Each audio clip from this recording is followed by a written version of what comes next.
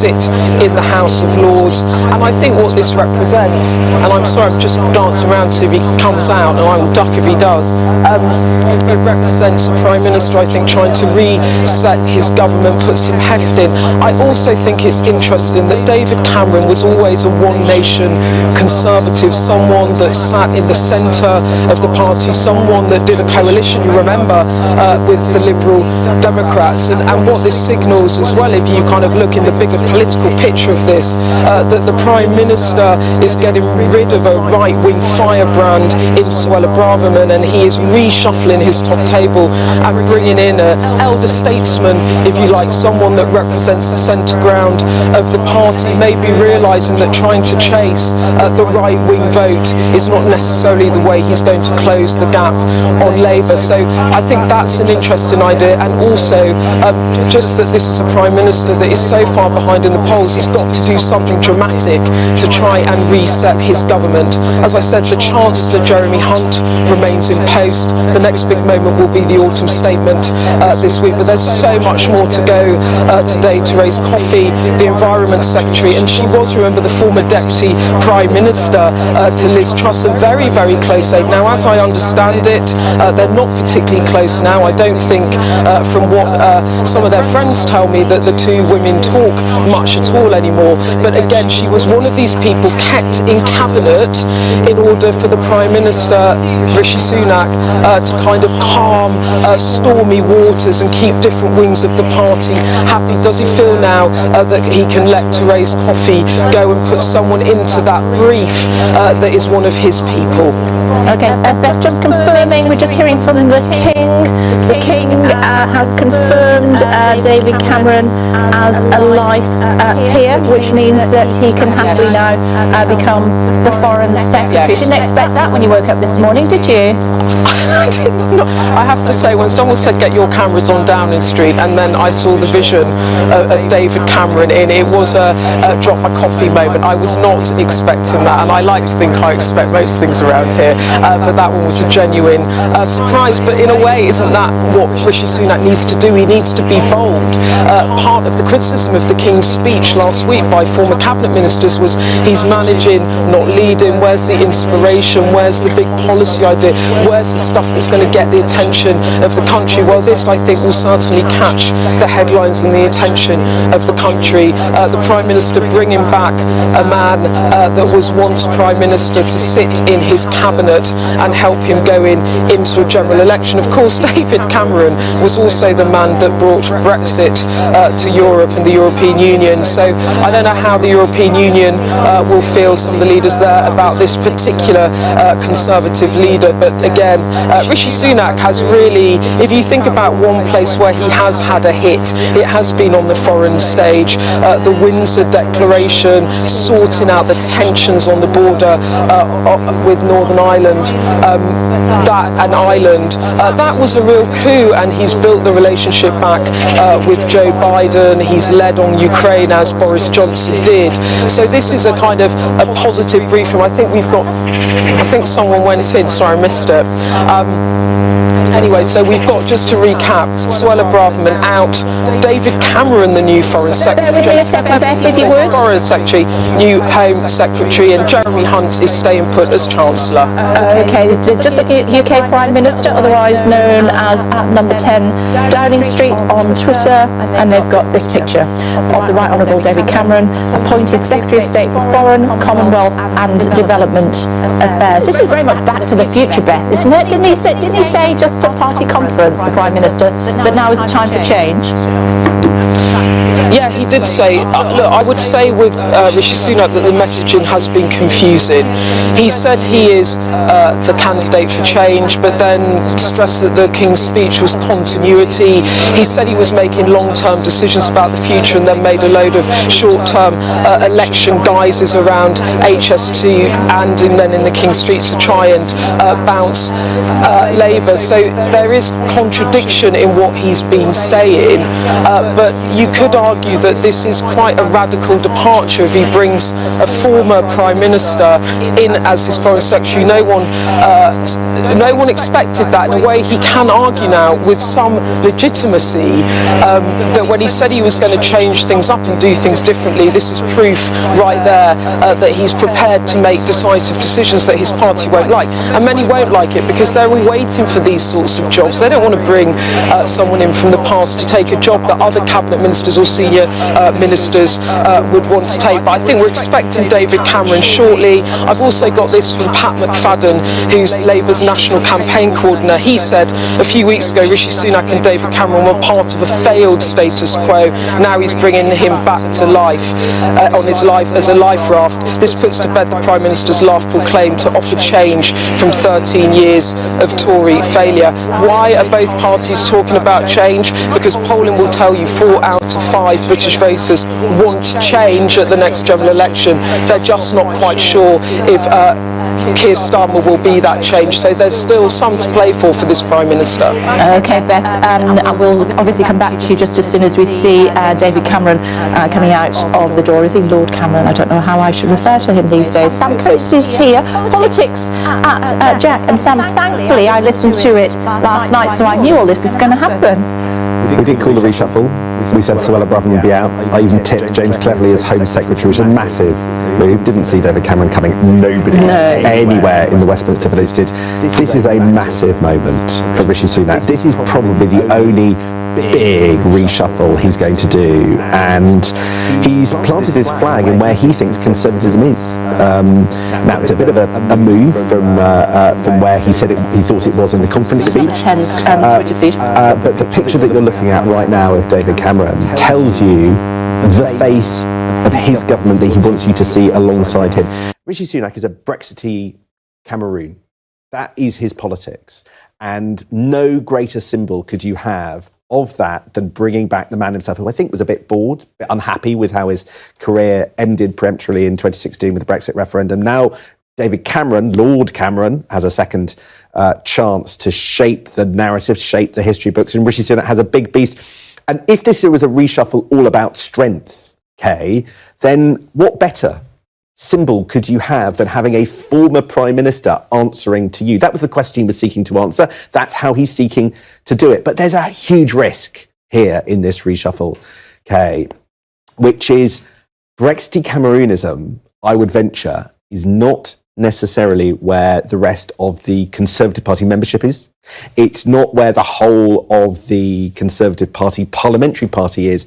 And with a raft of issues about to hit Rishi Sunak hard and fast in the coming weeks and months. So many questions. I don't know, honestly, coming thick and fast. So here's my question.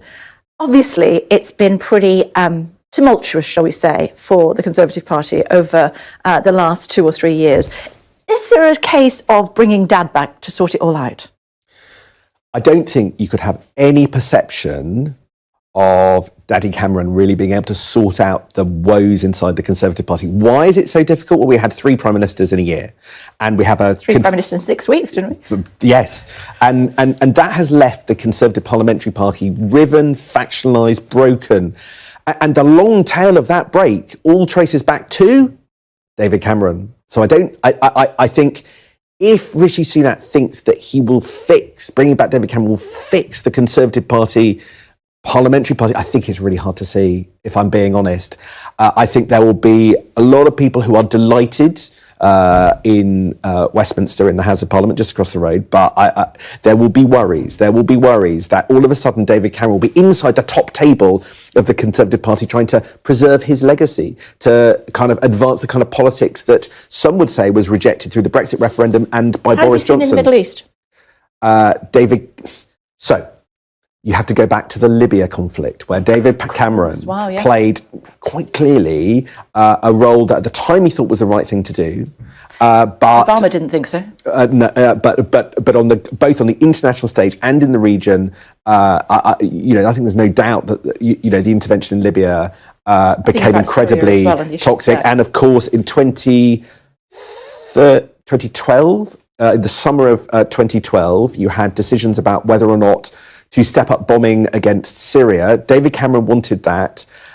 Ultimately, Obama didn't go for it, potentially after David Cameron was unable to get his whole coalition alongside that. Then they blamed the Labour Party. The truth was, it was always internal Tory divisions worried about what escalation would look like if Russia had done that. So I think that there is an awful lot of complications about the way that he had done that, and so it's not an easy legacy. It's a domestic symbol, but the foreign policy backdrop to David Cameron is far from straightforward. Yeah, and explain to me the China situation. Ian Dunt was on the programme, and Katie, a little bit earlier on, Katie Ball's political editor of The Spectator, making the point about him being very pro-China.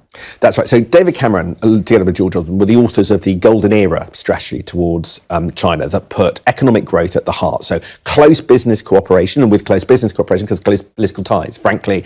And you saw President Xi come over, and there was a photo call at a football stadium. Forgive me, I'm not very good at football, but there was a football stadium moment. There was a pub moment with David Cameron. The personal ties, the political ties. Now, what's happened since then is that there's been a handbrake turn. And it's a handbrake turn in British politics. It's a handbrake turn, bluntly, in American politics as well.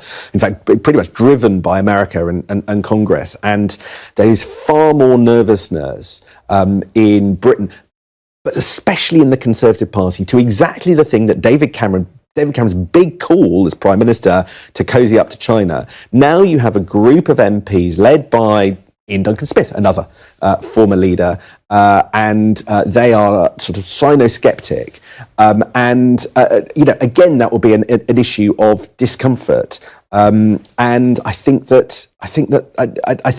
whether it's Syria, whether it's Lebanon, whether it's Libya, whether it's European relations that led to Brexit, or whether it's China, when you go through David Cameron's relationships with lots of different key parts of our foreign policy, things have either changed since then, fallen apart since then, or are more complicated than they felt on the day that he left office. Okay, so we were very surprised when, I'm not sure if we've got it to hand, this image this morning of David Cameron getting out of a car.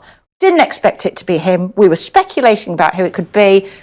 Under no circumstances did we think it would be that man. And then we thought, well, what's he going to do? He's not an MP anymore, so surely he can't be Home Secretary or Foreign Secretary or whatever. However, it transpires that the King's already said that he can be a life peer. So he is now Lord Cameron. How do we explain this? Alistair Bruce, our royal commentator, events commentator, is with us. Hello, Alistair. Break it down for me. Hello, Kay. Well, it's a very normal thing that the King, who is the fountain of all honour and has patronage on the advice of the Prime Minister, has now conferred the dignity of a life peerage on David Cameron. We don't know the title yet. That has to be discussed with Garter, King of Arms, at the College of Arms as quickly as possible, but that can be aligned very, very fast. And then the process of preparing the Great Seal to be affixed to a document called Letters Patent, confirming the King's wish, will then need to be prepared, and then an introduction into the House of Lords, but that also can be done at pretty rapid speed. So everything seems to have been prepared so that the Prime Minister's desire to have David Cameron as his Foreign Secretary is nailed. Okay, and is there some sort of pomp and circumstance that goes around that at a later date?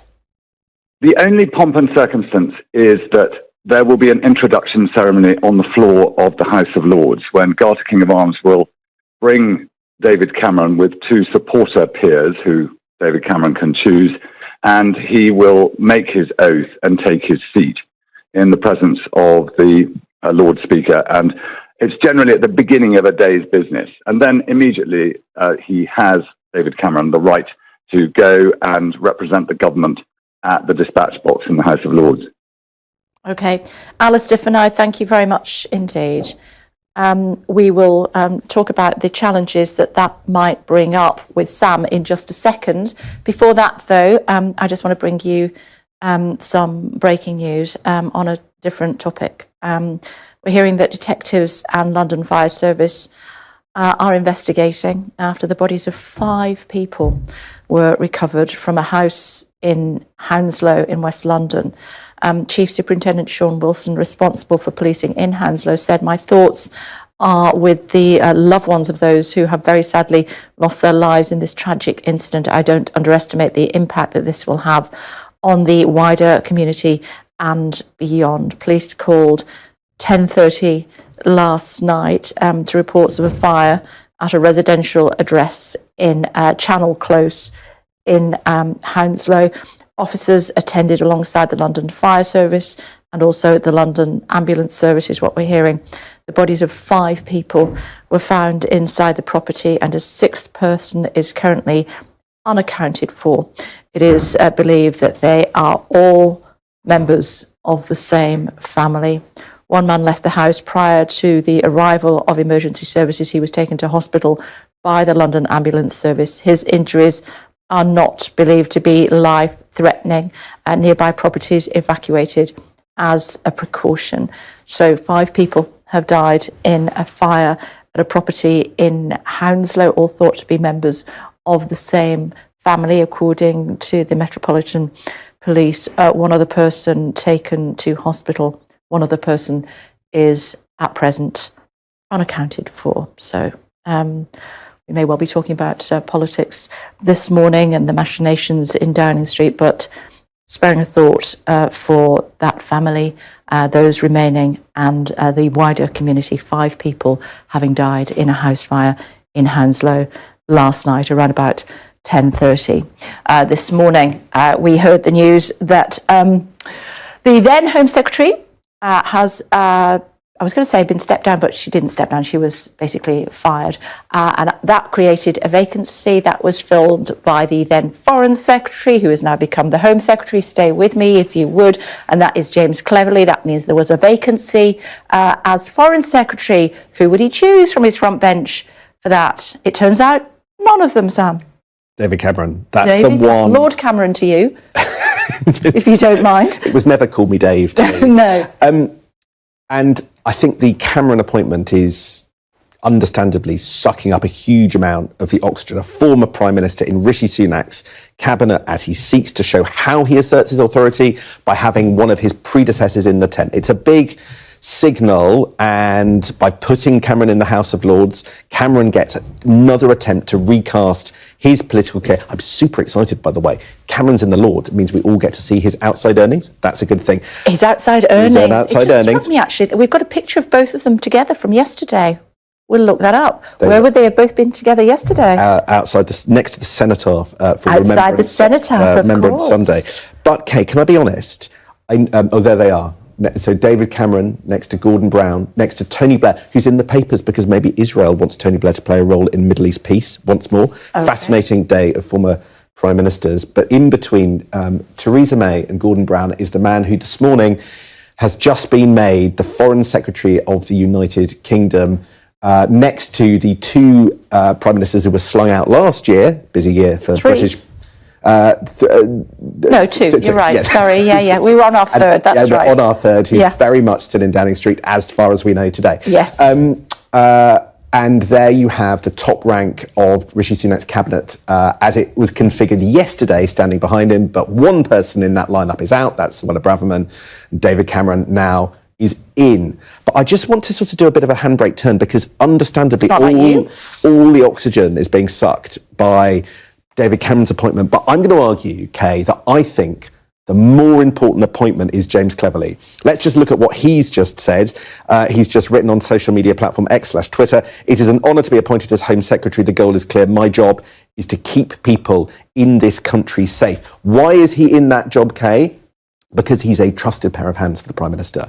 He has been doing the most difficult job. The man you see on your screens has been navigating the incredibly tricky domestic and global international response on behalf of Britain, Israel and the Middle East. It was quite a meteoric rise for him, wasn't it? David Cameron, Lord Cameron, going straight across. Straight into the Foreign and Commonwealth Office. That's that journey, isn't it? We'll have a look at that again. He is the new Foreign Secretary. So within the last few moments, we have seen Lord Cameron leave number 10 at Downing Street. We last saw him yesterday morning, Beth, didn't we? With the Prime Minister outside the cenotaph. I wonder if he knew then. Yes, that's right. We've just seen David Cameron, recently ennobled, coming out. I think that's some of his, I imagine, aides and security detail following him straight into the Foreign Office. You literally walk across. He said hello. He didn't answer any questions. But of course, all focus now on this wider reshuffle. We have David Cameron as the new Foreign Secretary. Suella Braverman has been sacked. Therese Coffey, the Environment Secretary, widely tipped for also being sacked, is in number 10 now, and other ministers and cabinet ministers waiting anxiously to see how this unfolds. And we have been talking for a few weeks now, haven't we, about this being a prime minister that doesn't seem to be in control of events, being bounced by his party, being undermined by Liz Truss at conference, and then this overt insubordination from his Home Secretary. Well, he's now taking decisive action. He's sacked her. He's brought a former Prime Minister into government, and he's really trying to signal, I think, in this reshuffle that he's taking back charge. The election is coming up. He is desperately behind in the polls, and he's got to try and do something to shift the dial. So this is a moment of surprise, and that counts as something in politics. And none of us expected David Cameron to be walking up here, but it doesn't come without its controversy.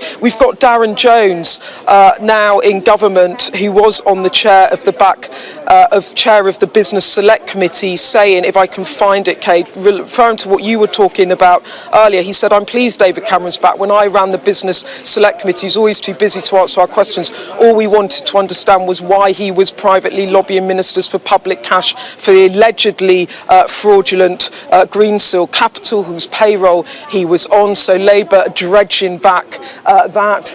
And then, of course, the issue about China.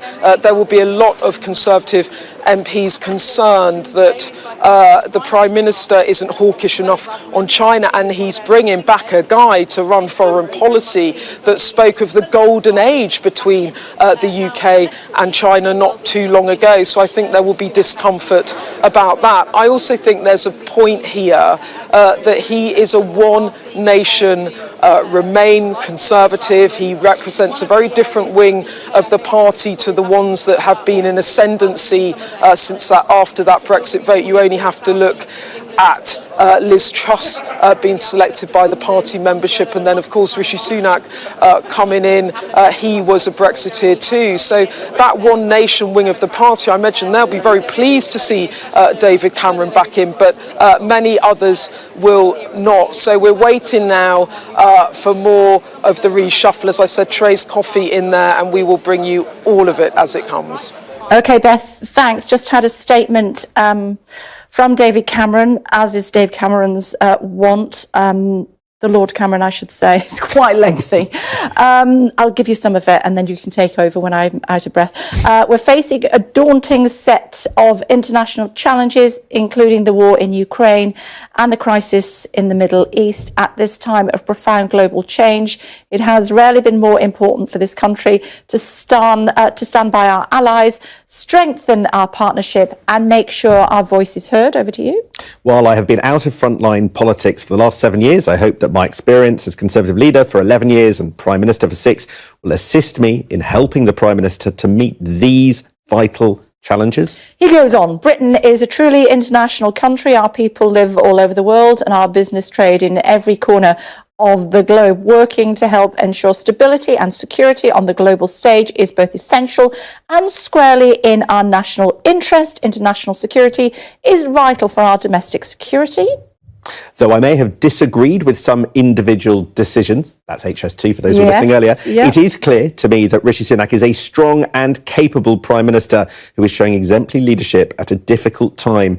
I want to help him to deliver the security and prosperity our country needs, and to be part of the strongest possible team that serves the United Kingdom and that can be presented to the country when the general election is held. I believe in public service. That is what is the first motivated me to get involved in politics in the 1980s, what happened in 2016, then former Prime Minister, to work in government in the 1990s, become a Member of Parliament in the 2000s, and put myself forward as party leader and Prime Minister. The UK's Foreign Office, our diplomatic service, our intelligence services, and our aid and development capabilities are some of the finest assets of their kind anywhere in the world. I know from my time in office that they are staffed by brilliant, patriotic and hard-working people.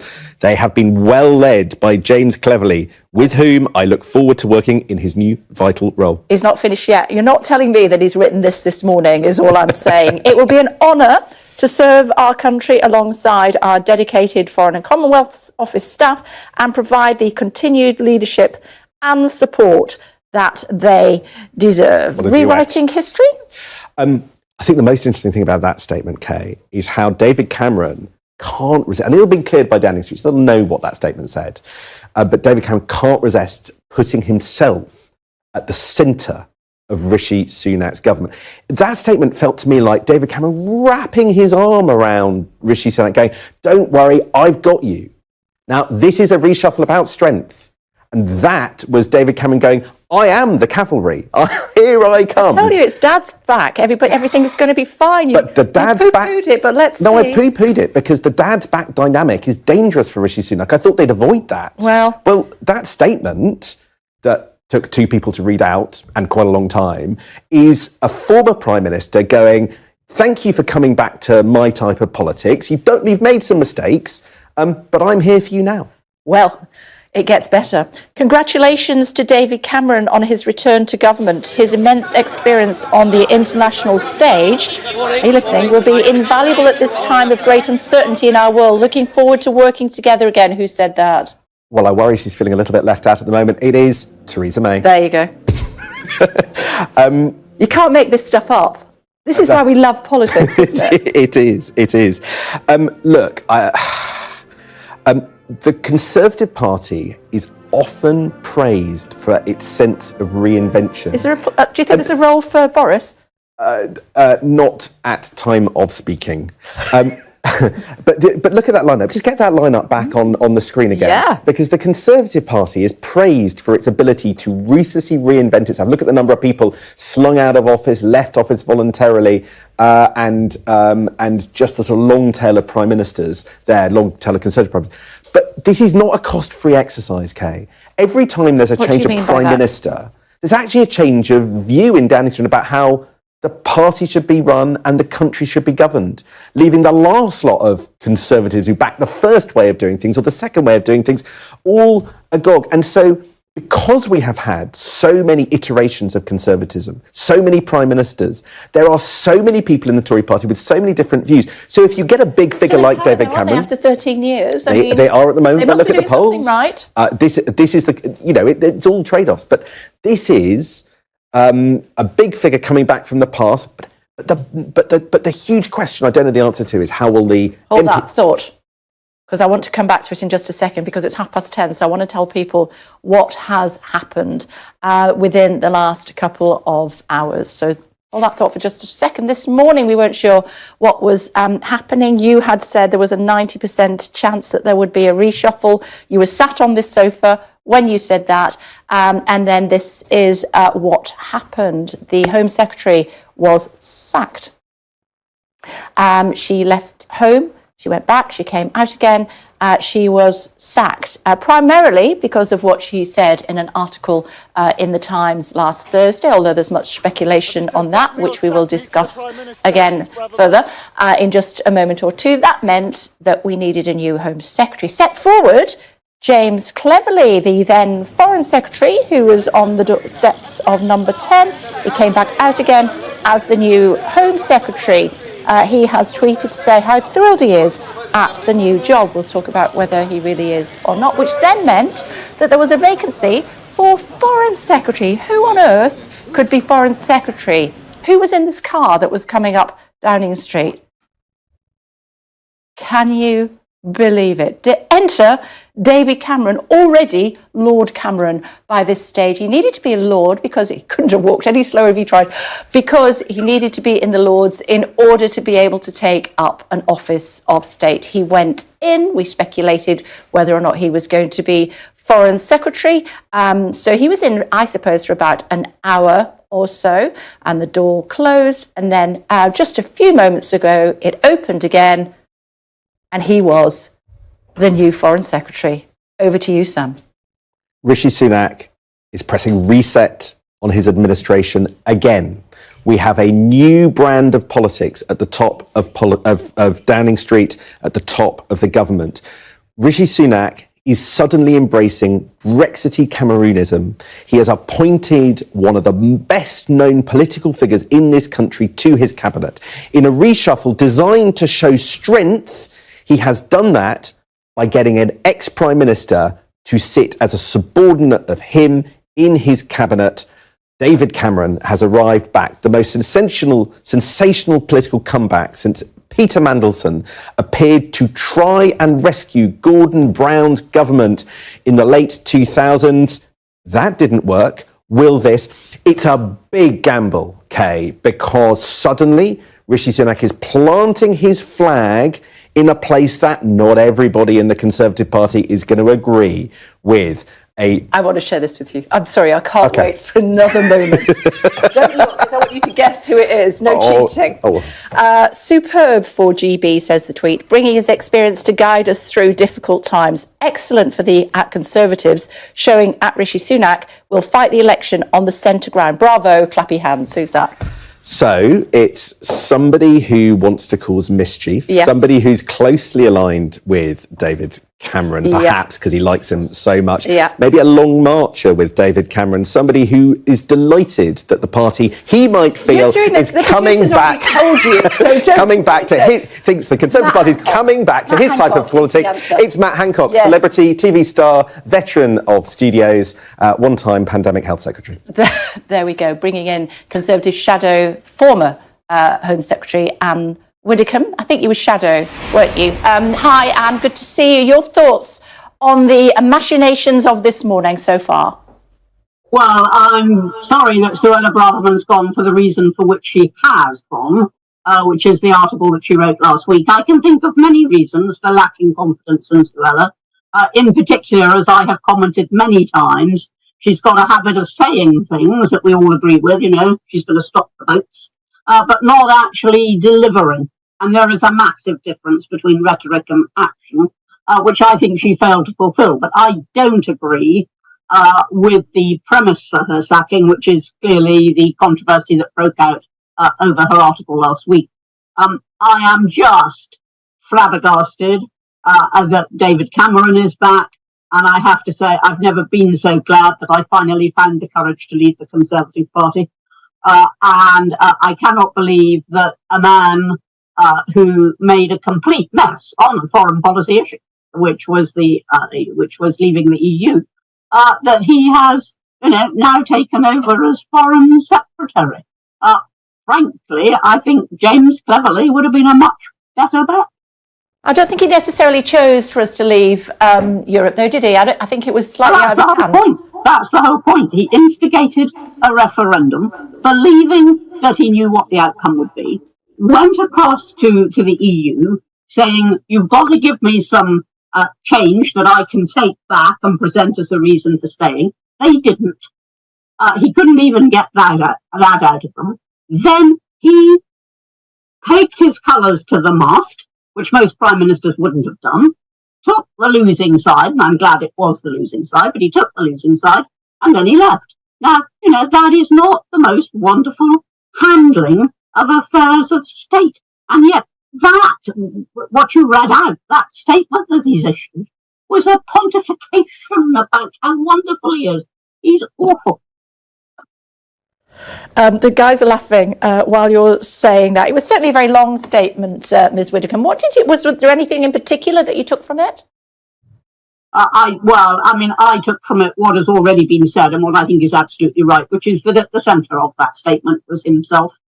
What I really would want to hear is a lot more about policy. Now, he's got a horrible brief. I mean, he's got the Ukraine war, he's got the Middle East crisis. He is not walking into something that's going to be easy to handle, and I'll admit that right from the outset. But I don't have faith in him in that senior position in the Conservative Party to unite the party. I have no faith in him at all, because he is so associated with one particular wing of it and has always pressed that wing. Okay, Ms. Whittaker, it's good to see you. Thanks very much indeed. Ian Dunt is back. While you were gone, we got a new Foreign Secretary. Yes. You do that, don't you? I feel like I just pop off for a while and I'm like, oh, I see, everything's changed. Yeah. No. Thoughts? I mean, we more or less knew it was going to be Lord Cameron. I'm not sure if I accept this idea of it's such a difficult brief. I mean, on Ukraine, it's not really that hard, is it? It's hard to think of a single issue in British politics that's so consistent, people's attitudes towards Ukraine. It doesn't seem to be particularly difficult. When it comes to the Middle East, the honest truth is, Britain's kind of irrelevant to the discussion in reality, in global Tony Blair terms. might have a different view. He might have a different view, but I don't think it would be correct. I mean, I don't. You know, there's no way that anyone from Britain is going to be able to influence Netanyahu in a meaningful way. All of this feels quite parochial to me. I mean, that includes the debate within Labour, but also kind of what we're seeing now. Like, there's the idea that we're in this chaos moment. This very important foreign policy moment is taking place, but actually Britain's influence on the global stage is minimal to non-existent. I take a different view.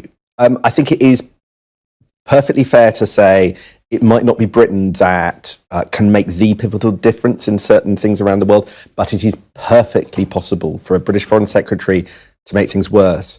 The delicate negotiations that need to be done by Britain's chief diplomat do matter. When they don't happen, things start to unravel. I think that Britain's played quite a big role, particularly right now in the Middle East, just getting that Rafah crossing open, to be critical with Egypt in particular, nudging, taking us to places that even the US couldn't do.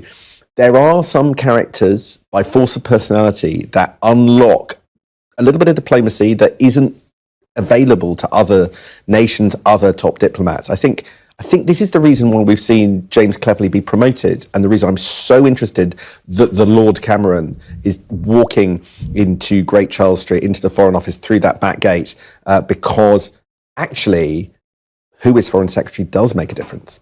I think in this case, I have to say, I think the influence is minimal. But also, we also underplay, for instance, the importance of Arab states. You could say, really, if it's not Israel and the US that's crucial, it's saying which Arab states would be prepared to have some kind of arrangement to see what can we do about a government in Gaza that excludes Hamas, that doesn't look like it's only been put there because Israel was supportive of it. In those cases, you can see some influence.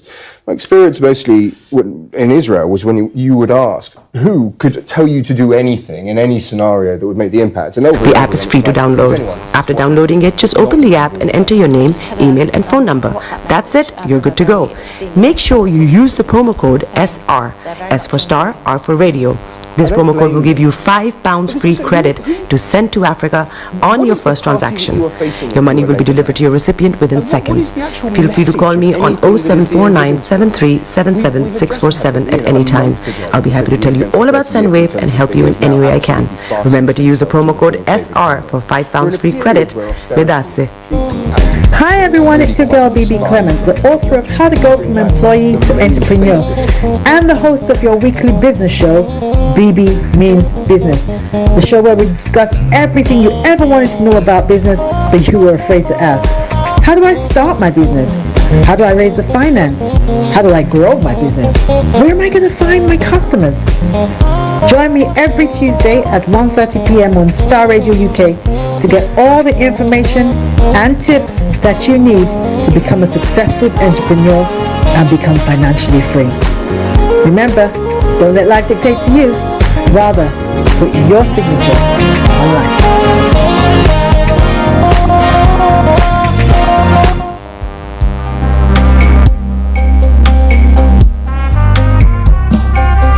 Are you looking for the fastest, reliable, and trustworthy door-to-door shipment company? Well, look no further. When was the last time your family received a shipment back in Ghana on time and in time? You are not sure? Well, Lamb Shippers, we pride ourselves with being the fastest, reliable, and trustworthy shippers you can use. You are assured of a prompt pickup anywhere in the UK by our personnel. They also make sure your items are well packaged to get to its destination in time. When it comes to door-to-door shipment, look no further. Well, Lamb Shippers, contact us on 07939009321 or 07498911820. Or you can visit our website www.welllamp.co.uk. You can also drop us a mail, info at welllamb@gmail.com. Well Lamb Shippers, fast, reliable, and trustworthy.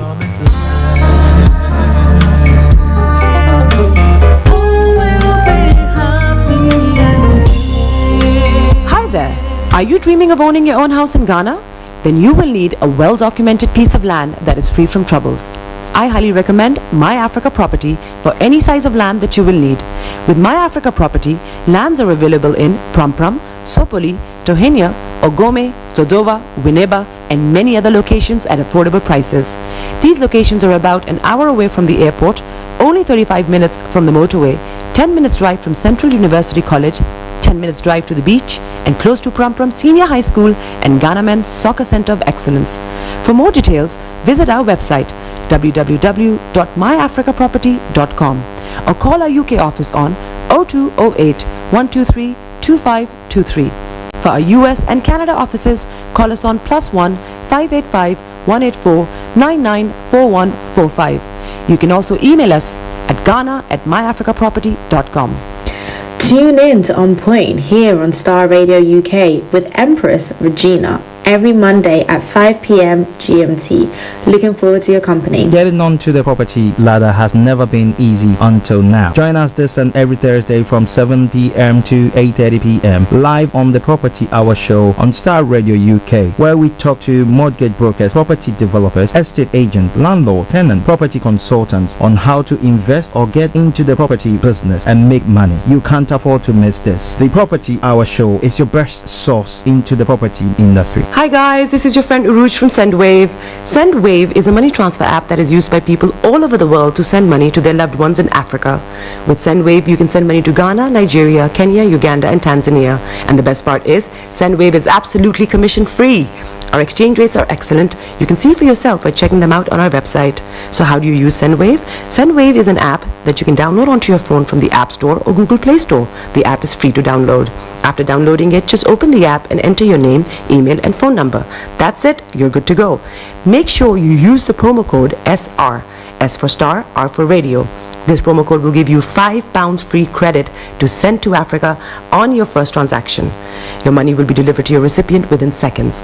Feel free to call me on 0749 7377 647 at any time. I'll be happy to tell you all about SendWave and help you in any way I can. Remember to use the promo code SR for £5 free credit. Vedasse.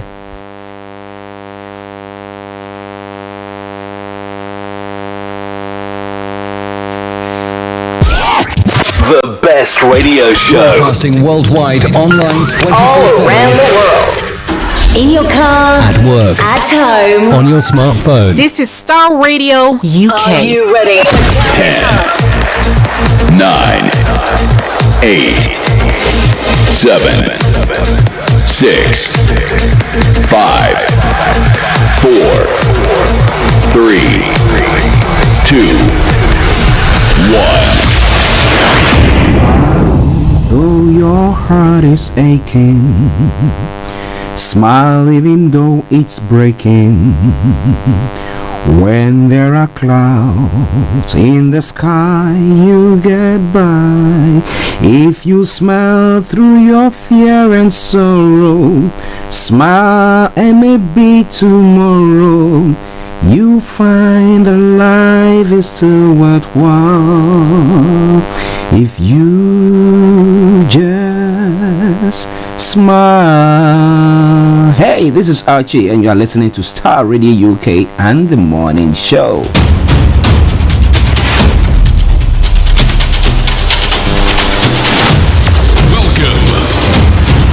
This is Star Radio. This is UK. Star Radio UK. This is Star Radio UK.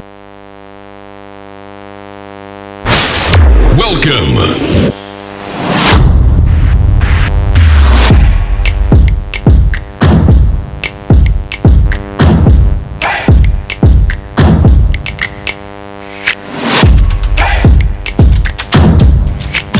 Broadcasting worldwide, online 24/7.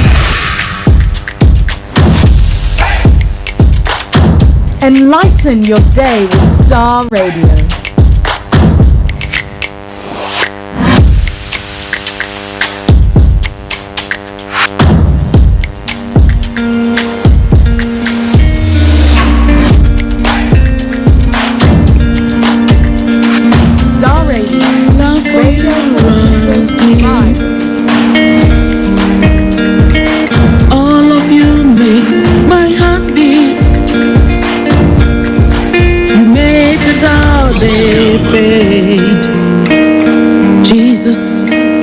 That's what makes you great. You hold the world in your hands. Okay, let me say massive good morning, good afternoon, good evening, good dawn to you wherever you might be on planet Earth. And my apologies for that noise in the background. Yeah, it's irritating, isn't it? Yesterday. But my able producer is working assiduously on it, and we'll try to identify it and then turn it off for us. But until then, we'll have to continue with the show. God is all coming your way from Starr Radio UK, your favorite African and Caribbean radio station in London. Today is the 13th day of November, the year 2023, with the time now 10:48. And it's the Starr Radio UK morning show. And I remain yours sincerely, the one and only. This is the morning show with Archie. But let me say good morning to Mr. Francis Guy, my able producer, Mr. Olayomi Koiki, my colleague and co-presenter. Felix all the way in Aberdeen, Captain Tete, good morning to you, Pastor, yes, my Pastor Esiama. And all you wonderful people there. Pastor Emmanuel Chidi, I salute you. Bishop Adeshina, good morning. Pastor Momo, good morning to you as well. Anthony Adedeji, Aziz, Shamsuddin. And a special good morning also goes to the one and only Rachel. I hope you're all doing very, very well. Welcome once again to the program. This is Starr Radio UK. Well, it's a wonderful day here in London, but there are lots of things happening this morning. From the reshuffle of the cabinet of Rishi Sunak to a lot more that is making it around this morning. I'm going to bring you everything that you need to know. But for those of you who have tuned in for the first time,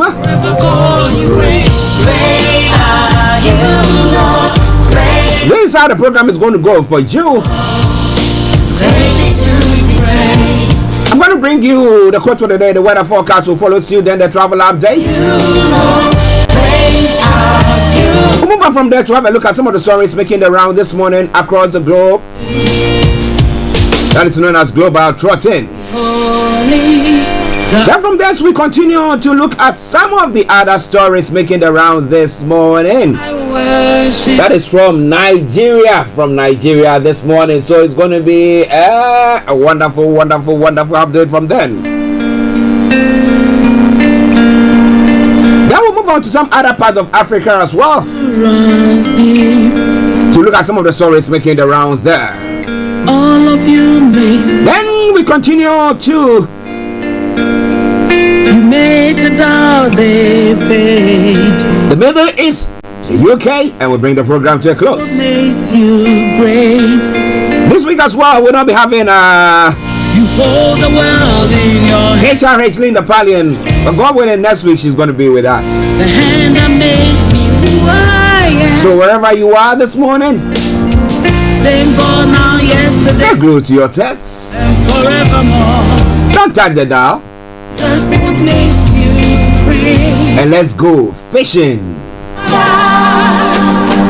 You will never change. You remain the same. So be. Why is chucking down like no man's business this morning here? You are God. But I hope that wherever you are, when it comes to the weather, you will have a good time. Starr Radio UK. So the quote for the day says, success starts in the mind. If you want to be successful in any area, train your mind to look beyond obstacles, disappointments, setbacks, and even failures. So as the good rhyme says, if at first you don't succeed, try again. Try and try and try and try until you are able to make it. You run things. All of you makes my heart beat. You make a dog fade, and that's what makes. Okay, so now let's move on straight to the weather front. Let me tell you what is happening on the weather front this morning. You will never change.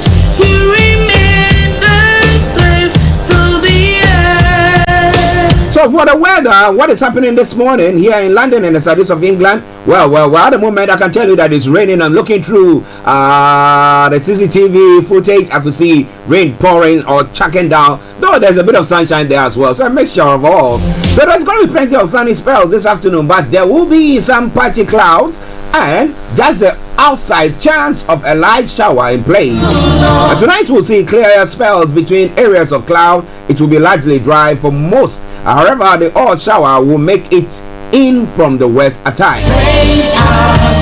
Top temperature is going to be 15 degrees, the lowest is going to be 10 degrees. Our UV level is going to be low, pollution low. Sunset 16:14, and sunrise for tomorrow morning 07:14 hours. And that brings us to the end of the weather forecast.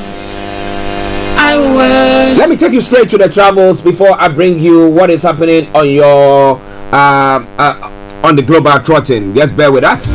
We're having Miss Olayomi Koiki joining us. Okay, so on the underground this morning, Bakerloo line has got part closures, Piccadilly part suspension, that aside all the others running good service, London Overground part suspension, severe delays, and a DLR and London Tramlink running good service there as well. Now when it comes to the major roads in London, A12, A13, A41, North London, North Circular, A406, serious delays. If you can avoid it, do so to avoid it.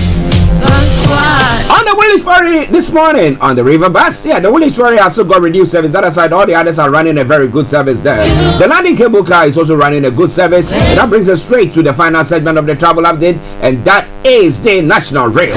So on the National Rail this morning, Avanti West Coast Cross Country, First Transparent Express, Great Western Railway, London North Eastern Railway, Lumo, Northern Rail, Scott Rail, Southwestern Railway, and Thameslink have all got minor delays.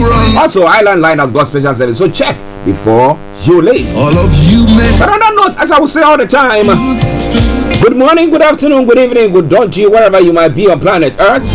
Enjoy your commute for today, but you know what? Continue to keep those eyes on the road.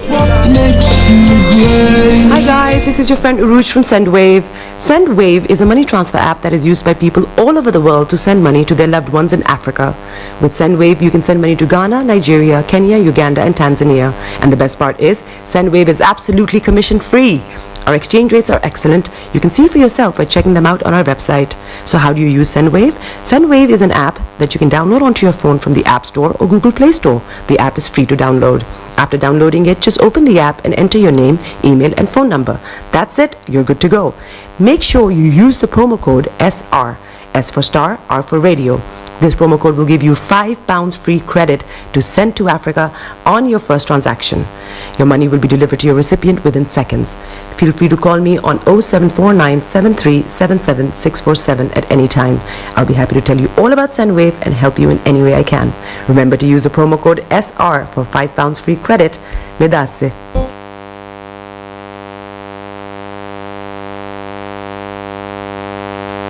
Well, welcome back to the program Starr Radio UK, your favorite African and Caribbean radio station in London. I'm bringing the time now to exactement 4 minutes to the top of the hour, and let's go. Let's hit the ground running wherever you might be. Now, when it comes to stories making the rounds from Nigeria, I can tell you, yes, a few that has been posted. I'm going to be telling you more about all that in a moment. But hey, welcome to the program. Share the broadcast with your friends and loved ones and invite them to like our pages. That's some of the stories that we're going to be looking at. Commuters stranded as Lagos commercial drivers protest. What are they protesting about? Driver crashes to Lawima officials. Well, we're going to be looking at all that. Well. And INEC declares APC candidate winning of Kogi governorship election, a winner of the Kogi governorship election. Now, how the results are panned out, and how did you see the elections as well? Is it one that you can write home about, or is same old, just another day? Well, we're going to tell you more about all that in a moment. But wherever you are, don't touch the dial. Starr Radio UK. Now, moving on straight to some of the other stories. Okay. Another one that is going to come. Now, Tinubu is saying prayers, hard work needed to actualize Nigeria's potential. You know, when people have been giving money to do things and they are not doing it, and you tell me to go and be praying, so I'll go and pray for God to come and touch their hearts, so that money that have been given to them to see to implementing or doing things for the general public. That one, you send me to go and pray. Who? I think I'll be taking a cane. Well, I'll crack the whip. So Tinubu will crack the whip. God will do the rest. All right? Good. All right then. So a lot more going to be coming your way from there. But let's move on to some of the other stories making the rounds this morning. Now, when it comes to other stories across the African continent this morning, as I did say earlier on, yes. So in Africa as well, some of the stories making the round this morning. Public holiday in Kenya to plant 100 million trees. Now, the holiday has been set aside to allow all Kenyans to participate in the environment, minister has said. Interesting. Did they actually evaluate the cost of that action? How it's going to impact the economy? Did they? Okay. Now, why a South African politician touched a nerve in Kenya? Julius Malema had candid views on Kenya's president, but also poses a challenge to the opposition. Well, we're going to tell you more about that. And Ivory Coast ex-Prime Minister Soro plans return. Now, Guillermo Soro, convicted in 2 court cases, says he now wants to contribute to reconciliation. And Uganda soldiers have been sacked for cowardice in Somalia. More than 50 soldiers were killed in the attack by Al-Shabaab fighters in May. Those are some of the stories making the round. And 100 believed killed in Burkina Faso massacre, says the EU. The European Union urges the military government to investigate the reported slaughter of villagers. We'll be telling you more about all that in a moment, but wherever you are, don't even think of touching the dial. Okay, in other stories making the rounds this morning, in Ghana as well. Let's look at some of the stories making the rounds there. Okay, yes. So in Ghana as well, just bear with me whilst my system loads up. No service. Okay, just bear with me. Non-service of OC Officer of Special Prosecutor affidavit in opposition to Cecilia Dapa's injunction forces adjournment. And then MPP parliamentary primaries, Kennedy Japan targets 50 seats, and court injuncts National House of Chiefs over Kede chieftaincy saga. Inequality breeds poverty, threatens peace, Akufo-Addo is saying. Speaking to who? But in our own backyard, are we equal? Are we doing everything to bring us all together? So that at least everybody is able to survive, rather than some people scrapping the bottom or scratching the bottom of the barrel, and others having excesses and throwing them away. What do you think about all that? Lots more going to be coming your way from there. Starr Radio UK. As I did say earlier on, just bear with me with that noise in the background. It's irritating, but just bear with us if you love Starr Radio UK. All right then. So in other parts of the world as well, now heavy fighting in northern Gaza as concerns grow over babies at key hospitals. The World Organization head says the situation is dire and perilous after re-establishing contact with those inside Al-Shifa. And toxic haze in Delhi after Diwali festival. Many people burst crackers to celebrate Diwali despite a ban on fireworks due to high pollution. And Iceland quakes weaker, but volcano warning persists. Now, seismic activity has been less intense, but the volcanic eruption still seems imminent, scientists have said. And the third critic wins bail after 6 years in jail. Those are some of the stories making the round. A man grabs Thunberg's mic after pro-Palestinian chants. The state invader says he came here for a climate demonstration, not a political view. That is a good one there. But it's all coming away from Starr Radio UK. In the UK front as well, whilst we wait for Mr. Olayomi Koiki to join in. Well, the breaking news that is making the round this morning, Naswela Braverman has been sacked as Home Secretary after she defied Number 10 over an article accusing the Metropolitan Police of bias in the policing of protests. Now, Mrs. Braverman was accused of stoking tension ahead of protests in London, and well, we are all witnesses to what happened over the weekend on Saturday. But in that reshuffle, well, we have James Cleverly, who has taken over as the new Home Secretary. And for those of you who don't know, well, the former Prime Minister David Cameron has now also been appointed as the new Foreign Secretary. The Cameron Cleverly is seen at number 10 after Zuela Breverman sacked Mr. Cameron, who has been out of Parliament since he stood down as Prime Minister in 2016, has been given a seat in the House of Lords to enable him to take up his new position. Okay, so that is it for you. We're going to be having Mr. Olayomi Koiki joining in a moment. This is all coming your way from Starr Radio UK at 5 minutes past 11 the time. The morning, 3 minutes past 11 the time, the morning show. I am Archie. Let's enjoy this music whilst we wait for Mr. Olayomi Koiki to join in. These are talkatives, writing names of all the talkatives, those who are not giving you constructive criticism, those who are just maligning you and think that nothing good will come out of you. Well, write their names down, but live your life to the best or to the fullest. All right? Enjoy it and I'll be with you.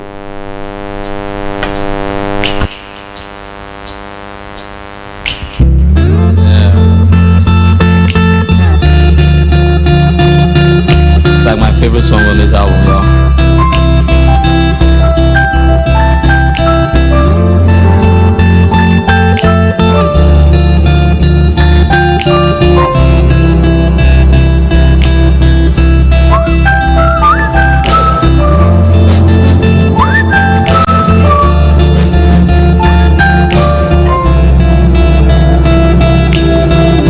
It's no secret in our world, people like to talk the things they know and the ones they don't. They will spread lies and rumors just to be known. So why are you wasting your time like this, hearing those things that break your heart? Give no attention, give no thoughts, cause people talk. This is Starr Radio UK. So whenever they speak, look up and you will see a broken pencil and a sheet, and tell them, say, I'm writing names of talkatives. Yeah. All of this noise you're making on me. Teacher will get you when he comes. I have a race. No time to waste. No time to waste. I'm writing names of talkatives. I'm writing names of talkatives. 1, 2, 3, 4, 5, 6, 7, 8, all of 9. this noise you're making on me. Teacher, let them when he comes. Teacher will get you when he comes. I have a race. No time to waste. No time to waste.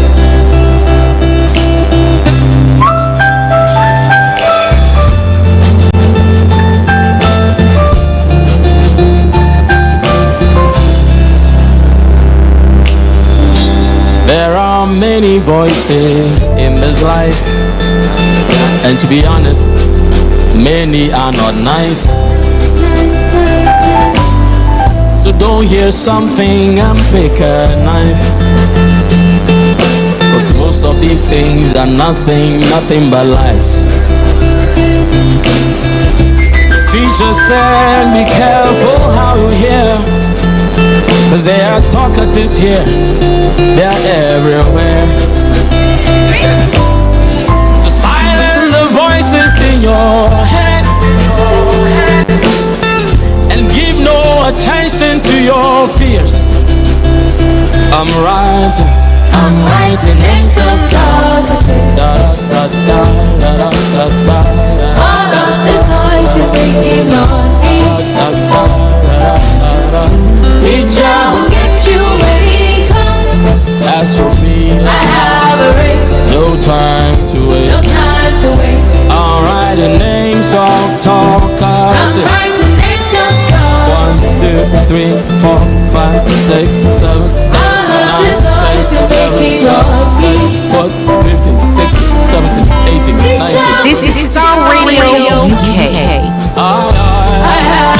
Broadcasting worldwide online 24/7. Can we talk? Yeah. Can we talk? Call them, say do you know any? Yeah. Have you met any?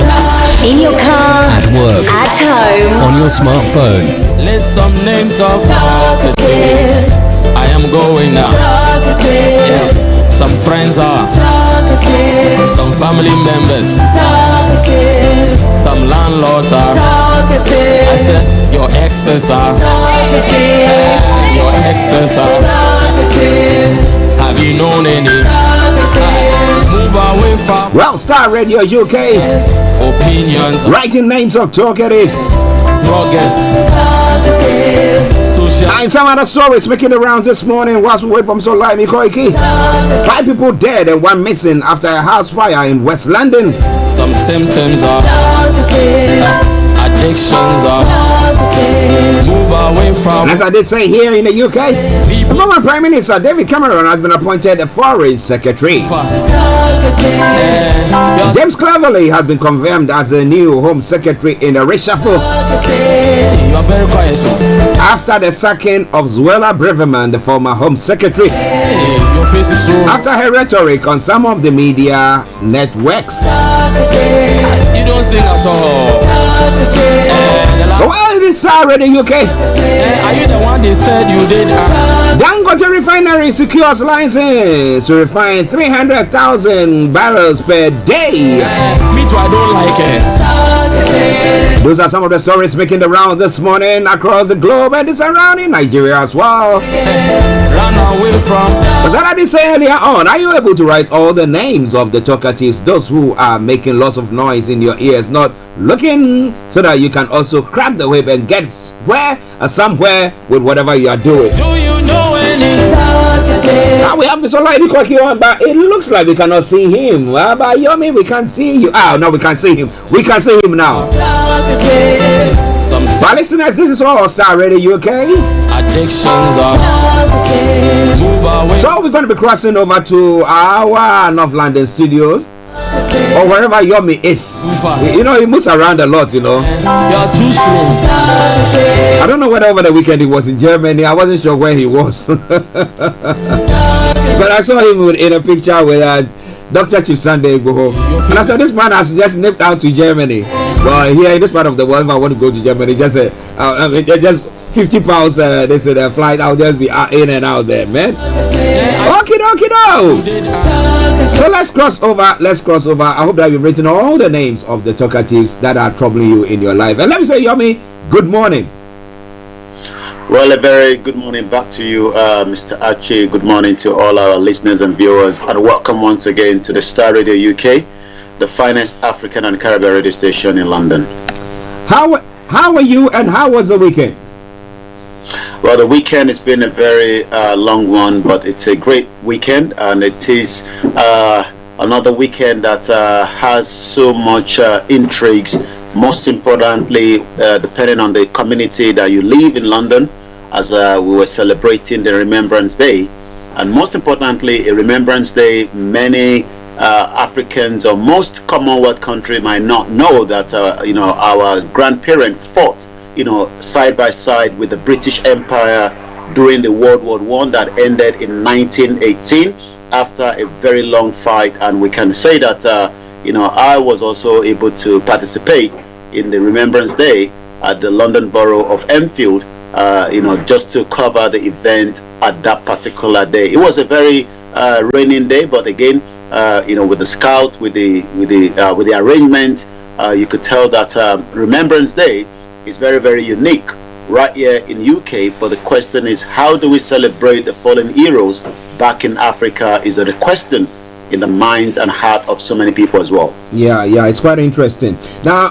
just to throw a bit of light on it before we come to the substantive issue that we want to look at today. Now, if we look at the Remembrance Day, how it's celebrated here and how they try to honor those who fought in various wars. And I'm now 100 years ago, so all of them are dead. All those who were in that war might have passed on. But I'm looking at it from the point where in, like you were saying, those who helped us fight our independence back home, and those who have been standing as like people who were championing the cause of our communities. How do we celebrate them when it comes to comparing it? How do you see it? Well, I think celebration of the independence they do. I mean, the remembrance does occur as well. In Nigeria, we've seen most of the time it has happened. But the question is, people that fought, during those very difficult times, especially during the World War I, have we been compensated, for that? Remember that the Gurkhas that fought side by side, with the British, as at the time as well, there was a lot of, reasons why some of them, wanted to remain in this country, and some of them were not given, the same opportunity, like the British soldiers that fought during that World War as well. What can we learn, for those of us that now have the opportunity, especially in a civilized society, that your freedom, is not allowed, to be trampled. We've saw, what has now led to the, to the sack of the Home Secretary after utterances, regarding the, the protests, surrounding what is going on in the Middle East. The question then is, those freedom, that I did ask over the weekend, do we now have the same freedom in Nigeria? Have we really got that independent after the colonial era? Is Africa really free? And if we are free, are we free from just the colonial era, or are we now in a different, situation when it comes to the politicians that have now taken the mantle after the military dictatorship that took place for a very long time as well, in the part of what we call Africa today? Nigeria has been in democracy for 24 years. The question is, how do we remember those fallen heroes, or probably the founding fathers, that led to what we now have, the independence of Nigeria, the independence of Ghana, the independence of many other African countries? Are we going in the line of what the founding fathers, because if you go back to Nigeria as an example, what we got during that negotiation of an independence is not what we are practicing today, and that is having a big impact on the lives of so many people as we speak today. Well, listeners, it is Starr Radio UK, your favorite African and Caribbean radio station in London. I'm Koiki in our North London studios, and I'm Archie here in the main studios. But were you in Germany over the weekend? People wanted to know. Like you said, the beauty of the technology is that you can literally be anywhere you want. I wasn't in Germany, but I'm always close in contact with Germany, especially with a lot of rumors that went past over the weekend. When it comes to late Chief Sunday Igboho, where many people have said as putting that narrative that he has been deported from Germany back to Benin Republic. Well, listeners, that is for your information from the hottest own mouth. We're telling you he has all the facts from there. So that is it. He is in Germany. Chief Dr. Sunday Igboho, he didn't go there illegally. He's still there. He's not been deported to Benin as well. He has 7 children in Germany. They all had German passports. So how can they say that they deported him? Wow. Good to hear that. Okay, now let's come to the substantive issues that is making the round this morning. Commuters stranded as Lagos commercial drivers protests. Why? Are they angry about the what do you call him? The governor of Lagos State? Well, Lagos is a very beautiful place. Also has its own issues as well. But like you just asked, what could lead to these commuters stranded as the Lagos commercial drivers protest? Let me first explain that it is a different thing when it comes to Lagos State, and when it comes to the transport system in Nigeria, but most importantly in Lagos State, because Lagos has what it takes to drive the economy, and it's actually the most important part of what is known as Nigeria today. Hundreds of commuters, as we can tell you, are currently stranded, following a protest being held by the Lagos commercial drivers against what is called the Lagos State Traffic Management Authority and Task Force on Monday.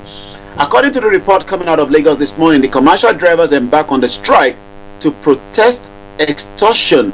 Extortion takes place by the police, by the military. Almost everyone is trying to take out of individuals that are struggling.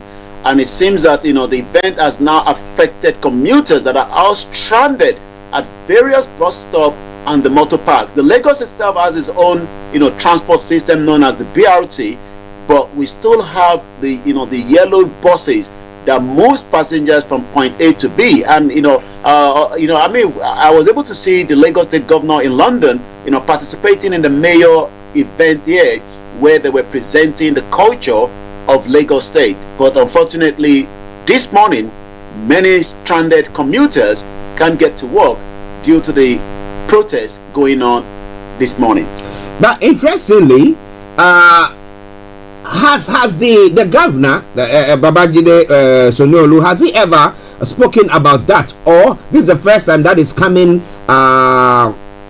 I mean, for people to hear about. Though you and I know that they do that, they extort drivers, and therefore people, they stop them, and then they'll just quickly, when they give you their driver's license, got some money in it, or something that they always do, and stuff like that. So is it the first time that it's come up, or something that is going down, but we've not seen the governor doing anything about it? That's why these private entities have decided that, look, we are not working until that is addressed.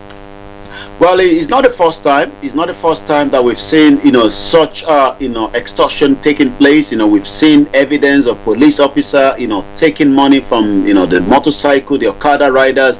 It seems that, this kind of corruption, means that drivers that are paying to the Lagos State through whatever system that has been set up, but it also seems that they have to pay many other individuals so that they can be able to operate across the state. And if you look at it, even the Okada riders, many have to pay junction to junctions. They have different types of, agbero, as they're known. And this agbero can be very, very deadly, when it comes to trying to get money out.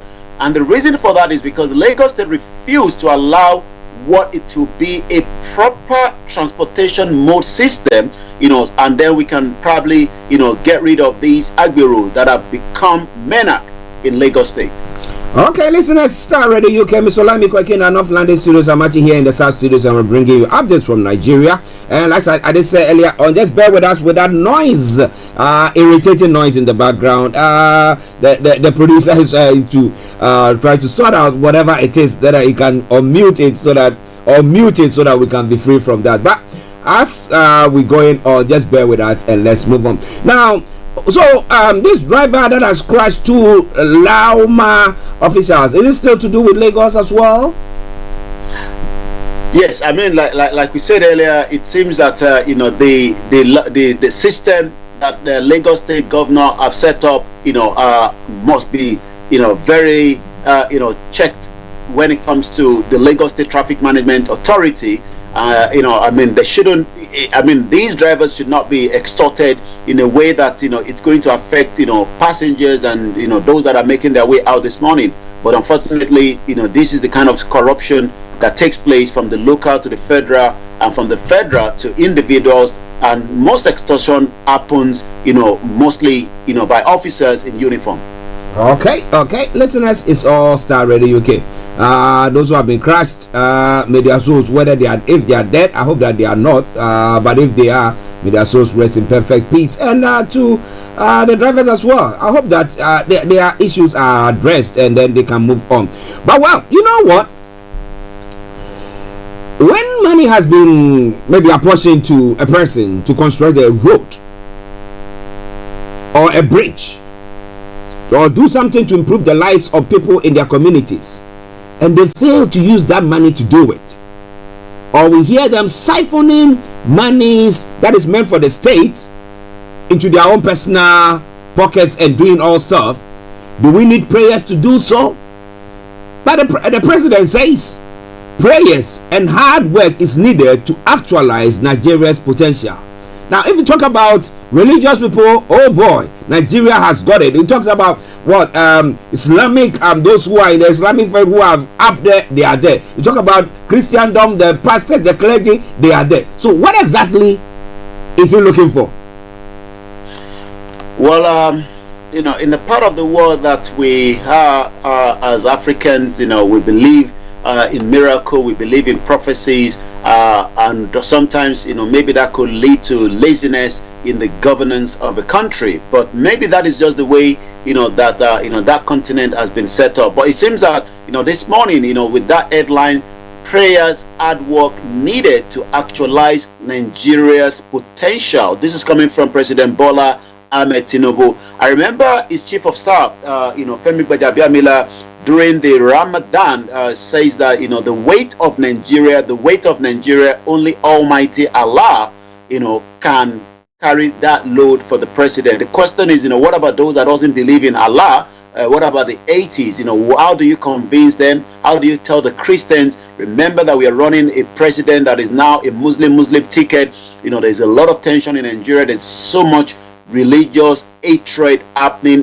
We've talked about it last week. Almost millions of Christians have been affected in a country that is meant to be secular. I went back to look at the Mustafa Kemal Atatürk, during the Ottoman Empire in Turkey. He had a lot of reform that led to the industrialization of Turkey today, that led to, whether you're a Muslim, as a Muslim country in Turkey, there's still this freedom, of what you can put on or not. But in Nigeria, it seems that President Bola Tinubu says he is committed to changing the narrative of Nigeria for the benefit of all Nigerians. How is he going to do that? He stated this while he was briefing journalists at the end again of his ritual of performing the Lesser Hajj Umrah, as it's called, on Sunday yesterday in Mecca in Saudi Arabia. Remember that the president flew in down there for the 2 days event in Saudi. There's a lot of business deals. There's a lot of arrangement from the energy and the security between the president of Nigeria and the Prince of Saudi Arabia. The president eventually had what we called the Lesser Hajj. President Muhammadu Buhari took that opportunity as well. So many times they traveled to those regions. They also performed the Lesser Hajj. Well, whether Christians or those that are the traditionalists believe in this, the question is, Tinubu says his administration was really determined to change the narrative through various reforms. Remember, I talked about, what took place during that period of, Kemal Atatürk, that transformed what is now known as Turkey becoming a very secular. In Nigeria, we have 12 states that are running Sharia. The question is, many Christians are now being massacred and killed in that part of the world in most of those states. But the question then is, how do we change the programs? What policies that would ultimately benefit the citizens? Also, he talked about the prospect of the country is yet to blossom to the level that we required. Everybody knows that. But it needs hard work, and most importantly, consistent prayers by each and every one of us. Many Nigerians have been praying for the last 63 years. Many have been praying for the hope that seems not to be coming anytime soon. But it seems this administration says they are going to do everything to make sure that things would turn around. Okay, listeners, Starr Radio UK, your favorite African and Caribbean radio station in London. Mr. Olayomi Koiki there for you, bringing you more from the president's statement. Now, what do you think about the president's statement? Do you think that we need to pray? Because we've turned ourselves to praying, everything, pray. When you know that, well, this is a clear thing. This one is taking our money. Let's get the money from it. They said we have to go and pray. This person is supposed to do it. I've done that. They didn't do it. We said we have to go and pray. So what are we doing with our own brains then? God has given us the ability to do everything, yet we want to go back to God and say, God, you have to come and do it for us. We can't do it. But well, maybe you think that is a way forward. We have to pray for everything to happen. What about that? Listen to Starr Radio UK, your favorite African and Caribbean radio station in London. Well, the other time we spoke about Dangote's refinery, and we were looking at the fact that he wasn't going to be having crude oil from Nigeria, but rather have to import. And when we were looking or probing it, we found out that it's because they say that consignment, all the crude oil have been consigned to other organizations, and therefore he is not in line to get some, if anything. So what is it now that Dangote refinery has secured a license to refine 300,000 barrels per day? And how is it going to pan out for Nigeria as a whole? Yummy. Well, the last administration of President Muhammadu Buhari, made us believe that the whole project of Dangote refinery was ready to go, and everything will also have, it's a business venture, but it would also have a big impact, in what is known as the, up and downstream in Nigeria. It was not just going to be refining crude oil; it was also going to be producing fertilizer and so many other things from that particular plant. A very big, huge project, somewhere in Lagos State. But this morning, according to the headline, Dangote Refinery has finally secured license to refine 300,000 barrel per day crude oil. The Africa richest man, Aliko Dangote, has said his refinery has eventually secured a license to refine more than 300,000 barrels of Nigeria crude per day, and we began to process gasoline very soon. We don't want to start our refinery with the foreign goods. We want to start it with the Nigerian crude, Dangote said in an interview as well in Saudi Arabia, on the sideline of the Saudi-Nigeria Business Roundtable, according to the Bloomberg. We are more than ready, and you will see our gasoline products soon, he added. The refinery was supposed to start production in August, but actually missed the target. Addition to the severe order over the years, but Dangote insists that his refinery will start the production very soon. The refinery first priority is to supply gasoline to Nigeria before exporting to elsewhere, as we know that Dangote produces cement, export to other African countries, but it seems many Nigerians are not enjoying the price of the same as the other African countries where Dangote actually sells the cement. We're told that the price of the cement of Dangote is quite higher than the price being sold in other African countries. But according to the report, Dangote Petroleum Refinery was importing crude oil and is expected its first cargo in about 2 weeks. But it seems that now that they've got the license for the Nigeria one, they might put the Nigeria one into the refining machine first before the one being brought outside the country. But are you privy to whether the refined crude, petrol or whatever thing that they're going to be refining at the moment will be sold to Nigerian customers, or is it going to be shipped out of the country again? Well, you just had Dangote in that report says that their first priority is to make sure that whatever they are producing out of that refinery has to be sold to Nigerians before any kind of export. And would that, in your view, bring down the price of petroleum? I don't products? think the price is going to come down because Dangote needs to make the money being invested by different investors that must have rallied around him to get to this stage of this one of the biggest refinery that you can ever think of in Africa. And also there will be other countries that would love Dangote to help in refining their product as well, just like Nigeria sent out crude oil to other countries to help to refine. I don't think Dangote will be given the whole capacity to refine the needs of Nigeria, so we will still end up having more of our product outside Nigeria to be refined. And the most important thing is the revenue coming out of the crude oil is one of the biggest that the country has, apart from some other product that we do send out as well. But one thing is, Dangote focus is, I will be able to sell to Nigerians, but maybe not to the price that many Nigerians might be expecting. Especially the dollar is still about 1,000 naira to the dollar this morning. The pounds is about 1,300 to the pounds. To the naira this morning, 1,300 naira to the pound. So you can see that the cost of that is still high, and that would not change the price at the pump. The pump this morning is about going to 700 naira per liter. We would have to monitor by the time the Dangote products start getting into the market. Would that change the price a little bit, or would there be a competition between the NNPC and what Dangote will be selling his own? Well, we will all wait to see what is going to happen there. But what about the other oil refineries that the president was talking about? I think one in is it the southeast? The Port Harcourt. But the Port Harcourt one, and I think one in the north as well. What are they, or what is happening there?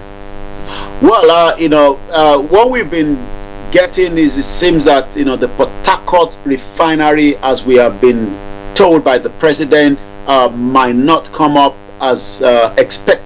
The refineries are still, there's a lot of work needs to be done when it comes to the damage of neglecting these refineries for a very, very long time. But we will have to wait. The president assured Nigerians that it will come up, from the end of December, which is just less than, some few weeks down. So, not to knock it off as quickly as we might just have to wait to see whether the Port Harcourt refinery will come up as quickly as possible, as the president have given the assurance. Well, listen to Star Radio UK. Now, if you're listening to us, I want to have an input from you. Do you think that maybe the leaders, those who have, because of their negligence, has caused the country to be having these problems? Where now, Port Harcourt one is saying that the negligence and the damage that has been caused because of that, now government needs lots of money to do that. Should we surcharge them? Like we have Dina, or that lady here who is facing a former petroleum minister who is facing a trial here and stuff like that. Do we bring them all together and then maybe sanction all of them, get monies out of them, and maybe that will serve as a deterrent to others? Let us know what you think about it. Is Star Radio UK. For those of you on the various platforms, we salute each and every one of you. But let's go back to Yomi for the rest of the stories making the rounds. Over to you, Yomi. Not a very good one coming out of Abuja yesterday, as we had another plane dive nose as it was landing.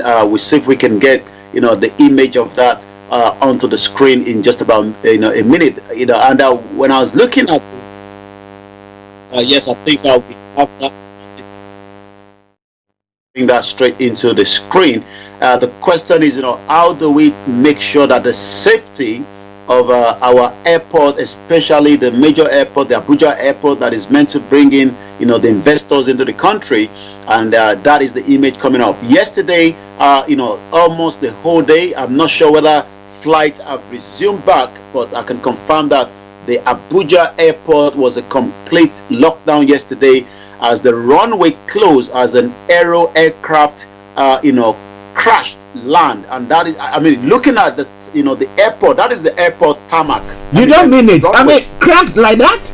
And you can tell that it seems that something is definitely not right, with this country, and how the president is going to work with these, the aviation minister, lives of people. We're talking about just an hour flight from Lagos to Abuja. Imagine should a flight coming out into the country with a lot of passengers, and you can see right there, the aircraft, as literally, we've seen skid of aircraft, in Heathrow London Airport, but I am talking about, the runway itself. Look at the crack on that runway, and you can tell that there's a big problem. So what is the story all around that? Yesterday, a Boeing 737 passenger jet belonging to Aero Contractors Airline crashed land at the Nnamdi Azikiwe International Airport on Sunday morning. Although there was no injury or fatality was recorded, the Nigerian Safety Investigation Bureau, an agency of the federal government, confirmed the aircraft got involved in a serious accident at about 10:48 a.m. upon arriving at the Nnamdi Azikiwe International Airport from Lagos State. The Director of Public Affairs and Consumer Protection, James Odaudu, confirmed this in a statement that was issued in Abuja, and the investigation into the incident has commenced. Well, this is not the first time the aircraft, upon landing at the Nnamdi International Airport from Lagos, and in a bid to exit the runway via A4, had his nose wheel stuck in the grass veg with a fusage on the runway as well. Consequently, the runway was closed pending the tying of the aircraft on the runway. And I had remember we talked about just last couple of weeks as well. Friday, a private jet conveying the Minister of Power Adebayo Adelabu from Abuja to Ibadan crashed land as well at Ibadan Airport, but there was no injury as well. The question then is, surrounding these, airport incident, what can be done? We hope the aviation minister, Festus Keyamo, will be looking into that as quickly as possible. 11:36, we touch more on the losses of the currency revaluation. 8 firms recorded 918 billion loss on the currency reevaluation. According to the report, 8 firms have declared 918 billion as currency reevaluation loss, following a 68.55% decline in the value of the naira against the dollar as of end of September 2023.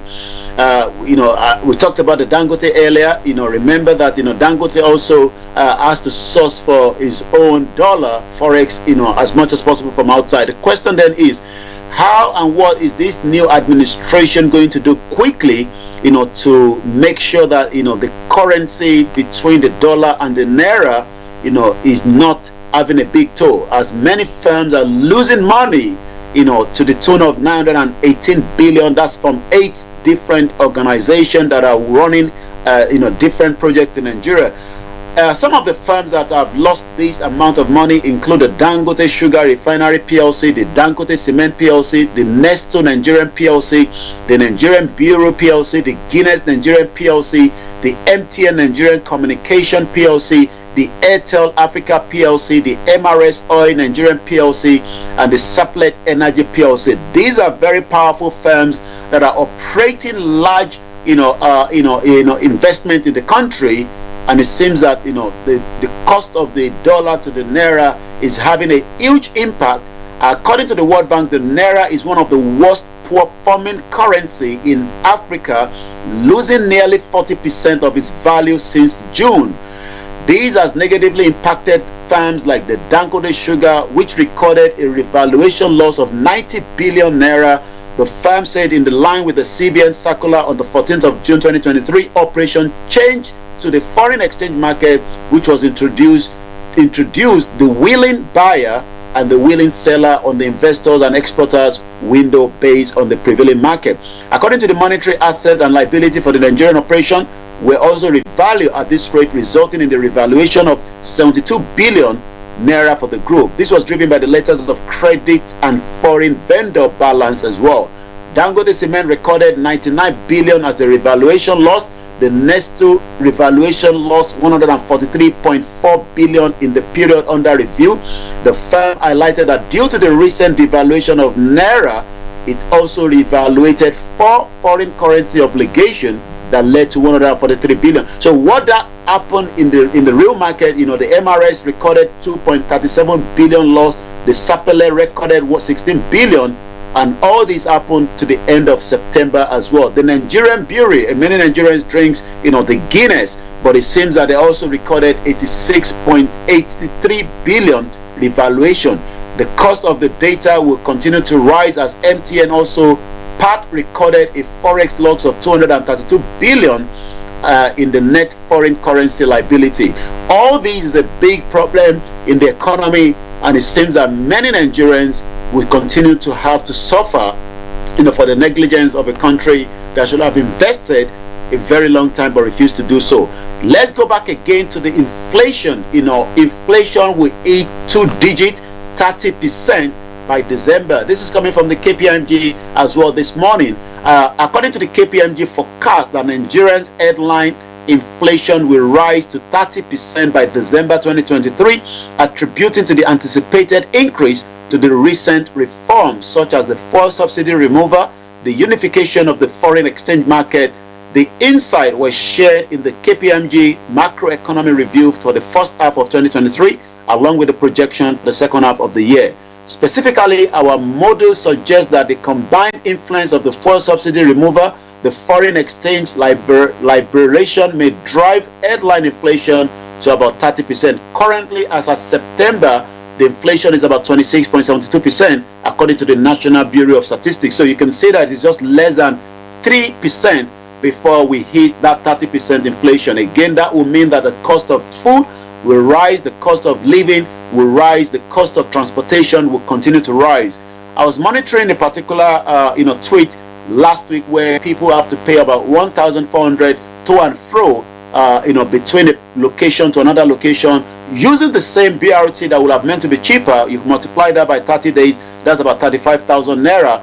The price, the cost of wages is less than 30,000. So you can imagine if you're already paying 35,000 naira to run transportation, you are likely to lose at the end of the month, or you might have to steal from whatever work you're doing to survive. Again, the cooking gas continue to rise, and as many as well. We go straight to what has happened in the last election, not the one that went in February, but we're talking about the election over the weekend, as the governorship election tenure completed from 3 states, from Bayelsa to Kogi to Imo State, and it seems winners have now been announced. but also it seems that losers are not happy as well. According to the People's Democratic Party and the Labour Party on Sunday, cried foul as the governor Hope Uzodinma of the candidate of All Progressive Congress was declared winner of the Saturday governorship poll in Imo State by the Independent National Electoral Commission. The electoral body affirmed Hope Uzodinma re-election have won all the 27 local government areas of the state. The governor clinched a second term in the office, scoring a total of 540,000, the commission stated. In Kogi, the candidate of the APC, Usman Ododo, was declared the winner of the election with 446,237 votes. Announcing the result late Sunday night, the state returning officer, Professor Johnson Urama, said Ododo was closely followed by the Social Democratic Party. As Dino, my wife was saying that how come Dino hasn't provided another music? He loved producing music, but he can't produce music for himself because he has actually lost out under the PDP for becoming the governor of Kogi State. Dino Malai, the PDP gained 46,000, not even up to 50,000. Leke Bajide, the African Democratic Party, scored 21,000. And it seems that the total number of the registered vote was 1.9 million and the accredited vote was 794,000. So in Bayelsa State, the INEC says the result from the Brass and the Southern Ijaw local government areas of the Bayelsa will be announced later today. So that is on it on the latest. I'll come back again to you in the studio, but there's not much going on the social media apart from many are now monitoring what is happening after another election, as there's something trending that says Tinubu is not. I'm not sure what that is, but I'm going to find out why people are saying Tinubu is not. I know that many say Tinubu is not our president, but in reality, he is the president. I'm sure many are just saying that after the Supreme Court gave him the assurance that he can go ahead. People will have to wait to 2027 to decide whether he's our president or he's not. That will be whether he will be voted back again or not. But for now, it is the finest African and Caribbean radio station in London. As I return back again to you in the studio, Mr. Archie, this morning. Well, listeners, Mr. Olayomi Koiki bringing you everything that you need to know pertaining to Nigeria. And thank you very much to every one of you who are on the various platforms. But Yomi, the president, how has he been feeling or faring after he became the president? Health-wise, because before then, we knew that there were some health issues. We were saying that it seems some people are saying that that's a gimmick. He was actually doing that just to make sure that he gets the whole of the individual. He wasn't speaking very well. He was speaking like somebody that has some kind of a slur in his voice. But since he has taken the baton, everything seems to be clear. But you're quite right. When we still talk about the health of the president, we know that he spent good amount of time in France before the election, and even after the election, he had flew down there for medical reasons. But I was looking at him yesterday in Saudi Arabia. It looks frail, but again, he might have probably the best physician, the best doctors that travel with him to make sure that he has enough input of food in his stomach to keep that energy, because like Bajabi Amila said, only Almighty Allah can carry the weight of Nigeria. And the president also said this morning that prayer will be needed, not just for Nigeria, probably for him as well. So, looking at the president, it seems a little bit, not as agile as Buhari, as at the time Buhari came in 2015. So President Buhari was a little bit more stronger than the current president as we speak right now. Well, what do you think about all that? Listen to Starr Radio UK, your favorite African and Caribbean radio station in London. Okay, Yomi, before you go. Well, we've started a week again. As we move into the full week, make sure you stay tuned to the finest African and Caribbean radio station in London. I'll be joining again tomorrow at exactly 11 o'clock. Make sure you make it a date with us. But for now, Archie takes you through what is happening. As I was telling my wife in the kitchen this morning, she wasn't listening to me. I said, David Cameron is back. David Cameron is back. And, my wife probably, sometimes women just don't want to, listen to what you're saying, especially when it's politics. Eventually, she came into the living room and I say, and she saw David Cameron say, Kamaru. Back, because the Nigerians will call David Cameron Kamaru. Oh, okay. Kamaru is back. I said, well, I was telling you earlier on, you didn't listen to me. And that tells you that, politics is just a game of number. David Cameron is back as the foreign secretary. He was the one that took us out from the referendum that eventually brought down the union between us and the European Union. Well, listeners, you want to know more, make sure that tomorrow your dials are logged on when we bring you Mr. Olayomi Koiki. Yomi, thank you very much and have a lovely day. Bye for now, everyone. Bye. Bye. Well. It is Starr Radio UK. It is your favorite African and Caribbean radio station in London. I will dedicate this song to all my Nigerian listeners, especially to Dr. Chief Sunday Goho in Germany. This is from Jeanette. She says, Aurelia Demi. Enjoy it and I'll be with you.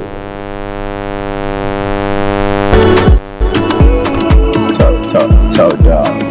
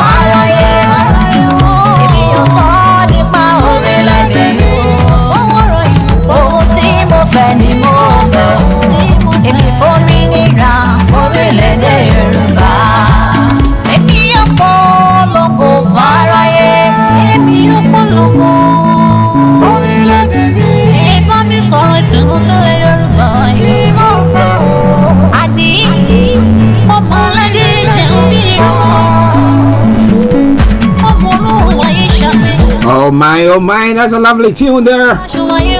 So coming your way from Starr Radio UK, your favorite African and Caribbean radio station in London. The time now 11:52 from the hearts of London.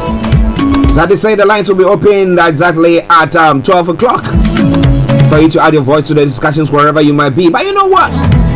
Wherever you are, thank you very much for joining in. Share the broadcast with your friends and loved ones. Invite them to like our pages. However, Go a step further by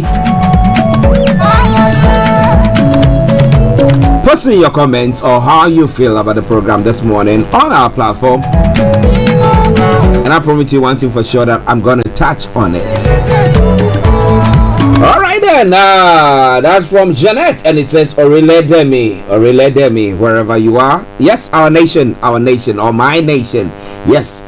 Okay, let's take a quick break. We come back and we continue with the show. Don't touch the dial. Starr Radio UK. I remain yours sincerely, your one and only Archie. Hi guys, this is your friend Uruj from SendWave. SendWave is a money transfer app that is used by people all over the world to send money to their loved ones in Africa. With SendWave, you can send money to Ghana, Nigeria, Kenya, Uganda, and Tanzania. And the best part is, SendWave is absolutely commission-free. Our exchange rates are excellent. You can see for yourself by checking them out on our website. So how do you use SendWave? SendWave is an app that you can download onto your phone from the App Store or Google Play Store. The app is free to download. After downloading it, just open the app and enter your name, email, and phone number. That's it, you're good to go. Make sure you use the promo code SR. S for Starr, R for Radio. This promo code will give you £5 free credit to send to Africa on your first transaction. Your money will be delivered to your recipient within seconds.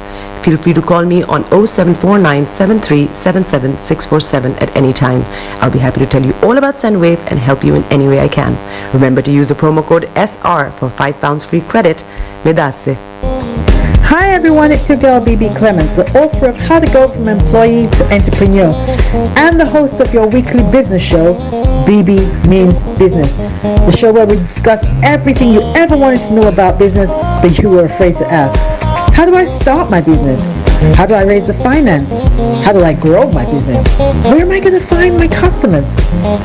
Join me every Tuesday at 1:30 p.m. on Starr Radio UK to get all the information and tips that you need to become a successful entrepreneur and become financially free. Remember, don't let life dictate to you. Rather, put your signature on life.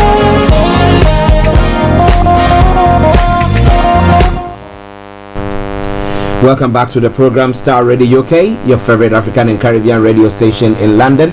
6 minutes to 9, to 12. My apologies. What did I say 9 for? Oh my.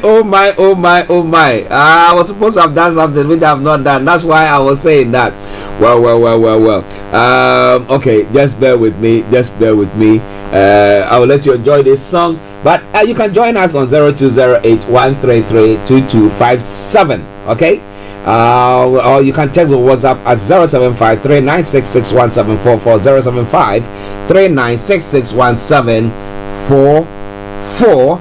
And also, if you want to email us, you can email us at info@starradiouk.com. info@starradiouk.com. I promise you one thing for sure, that I'm going to do that. That on our X holder is at Starr Radio UK. Starr Radio UK. So just bear with us and enjoy this tune whilst I take a quick dive. So a dive into what? Yeah, a dive into getting something done in a moment. Stay tuned. Alright. This is a letter to the broken.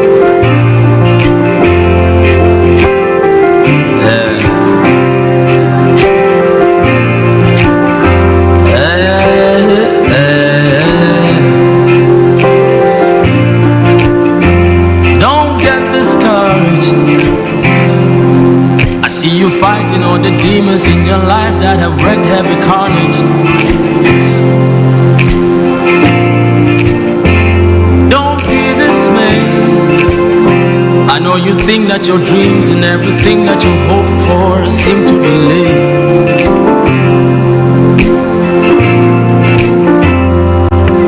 Yeah, looks like your problems don't seem to go nowhere. Just take a deep breath.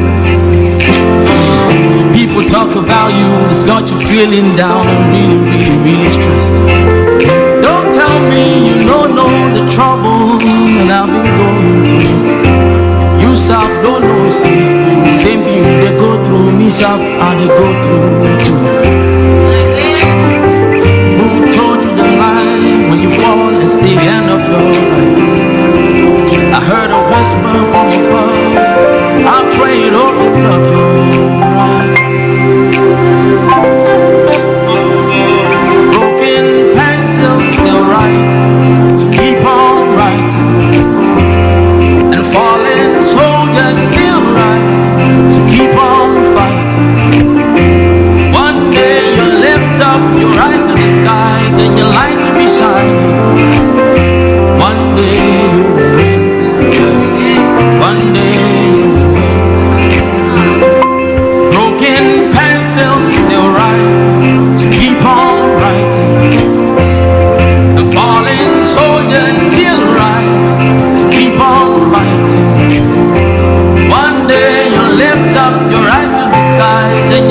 will be shining. One day you will win. Broadcasting worldwide, online 24/7. In your car, at work, at home, on your smartphone. You are listening to Star Radio Morning Show. Okay, Star Radio UK, your favorite African and Caribbean radio station in London. Don't you worry. At the tail end of the program, I'm going to make sure I bring you the full version of that tune. So wherever you are, just stay tuned. Just glue to your sets. Don't touch the dial, but stay tuned whilst we continue with the program. Star, your favorite African and Caribbean radio station in London. All right then.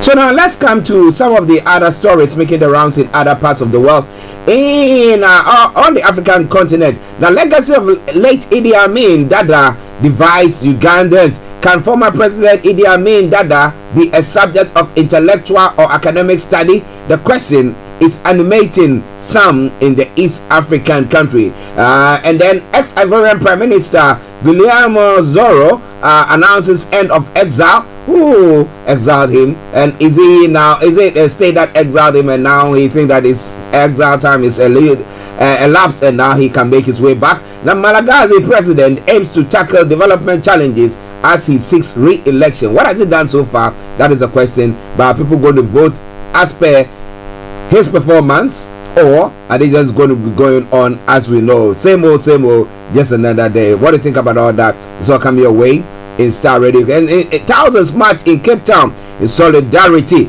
I will be bringing you more solidarity with who. We're going to bring you all that for you to know. New alliances shape our politics in Liberia ahead of a runoff. I'm going to bring you that first. Now, Liberian President John Weah will face political veteran Joseph Boakai on Tuesday in the presidential election runoff. Weah beat Boakai by just 7,126 votes out of almost 2 million Liberians who voted in the first round in October. The two also battled it out in 2017 when Weah won with over 61%, but now they're neck and neck at 43 each. Weah won the election in 2017 amid high hopes brought about by his promise to fight poverty and generate infrastructure development. His goal, he has said, was to push Liberia from a low-income country to a middle-income one. And as we say, it's easier said than done. He has forged alliances with local but Weah has been accused of not living up to key campaign and ensure justice for victims of the country's civil wars. Now he has forged alliances with local leaders, including the former warlord and Senator Prince Johnson, who remains influential in the northern province of Nimba. At 57, Weah, an international football star, remains popular with younger people as Boakai is a much older, 78. Boakai is a political veteran who from 2006 to 2018 was the vice president of Ellen Johnson Sirleaf, who was Africa's first elected female head of state. He's held many positions, typo there, within the state and the oil industry as well. But there are fears that violence could break out. It's been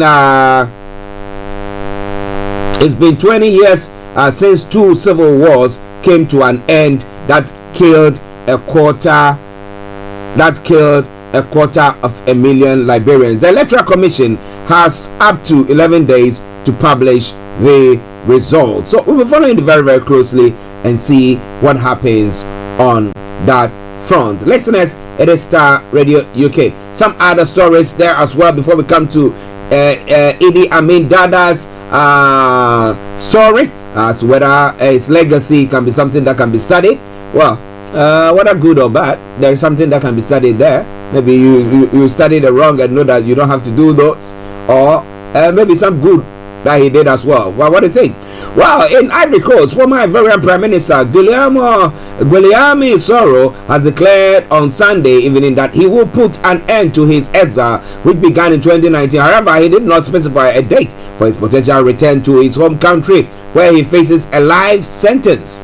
Now, in the court, he said, I announce here and now that I am ending my exile because it is painful for me to live far from my ancestral and native land in Africa, stated Mr. Zoro in a 5-minute address posted on his social media account. In a video where he appeared in a suit and tie with a graying beard, the 51-year-old Mr. Zoro claimed that there was an attempt to apprehend him in Istanbul airport on November 3 with the intent of extraditing him to Cote d'Ivoire. He reassured that he is in very good health. He also detailed his travels over the past few years, which took him to France, Belgium, Dubai, and to the far reaches of the Asian continent. He accused Ivorian President Alassane Ouattara of initiating an international manhunt against him. I will not go any further into exile. I refuse to be a fugitive. I'm not guilty of any wrongdoing, he continued, expressing his desire to contribute to the reconciliation of the sons and daughters of Cote d'Ivoire. Those are some of the stories making the rounds this morning. It's all coming away from Starr Radio UK. It is your favorite African and Caribbean radio station in London. Can a former president, Idi Amin Dada, be a subject of intellectual or academic study? That's the question. This question has divided Ugandans for some weeks after President Yoweri Museveni argued his predecessor should be forgotten.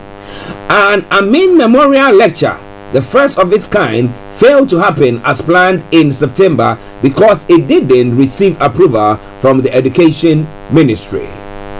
Amin, who took power by force in Uganda in 1971 and ruled until he was removed by armed groups of exiles in 1979, died in Saudi Arabia in 2003.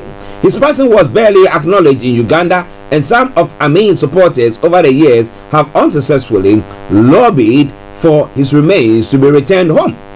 Uganda's President Yoweri Museveni, whose rebel group was among those that ousted Amin with the help of Tanzanian troops, regularly dismisses Amin.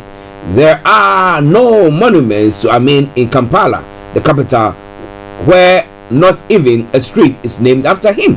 But some Ugandans want to change that, not to emphasize Amin's tyrannical rule, but to highlight any positive aspects of it, including what they say was the commitment to local industry as well as African solidarity.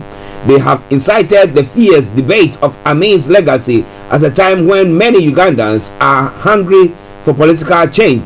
After nearly 4 decades of Museveni presidency, Museveni has been in power since 1986.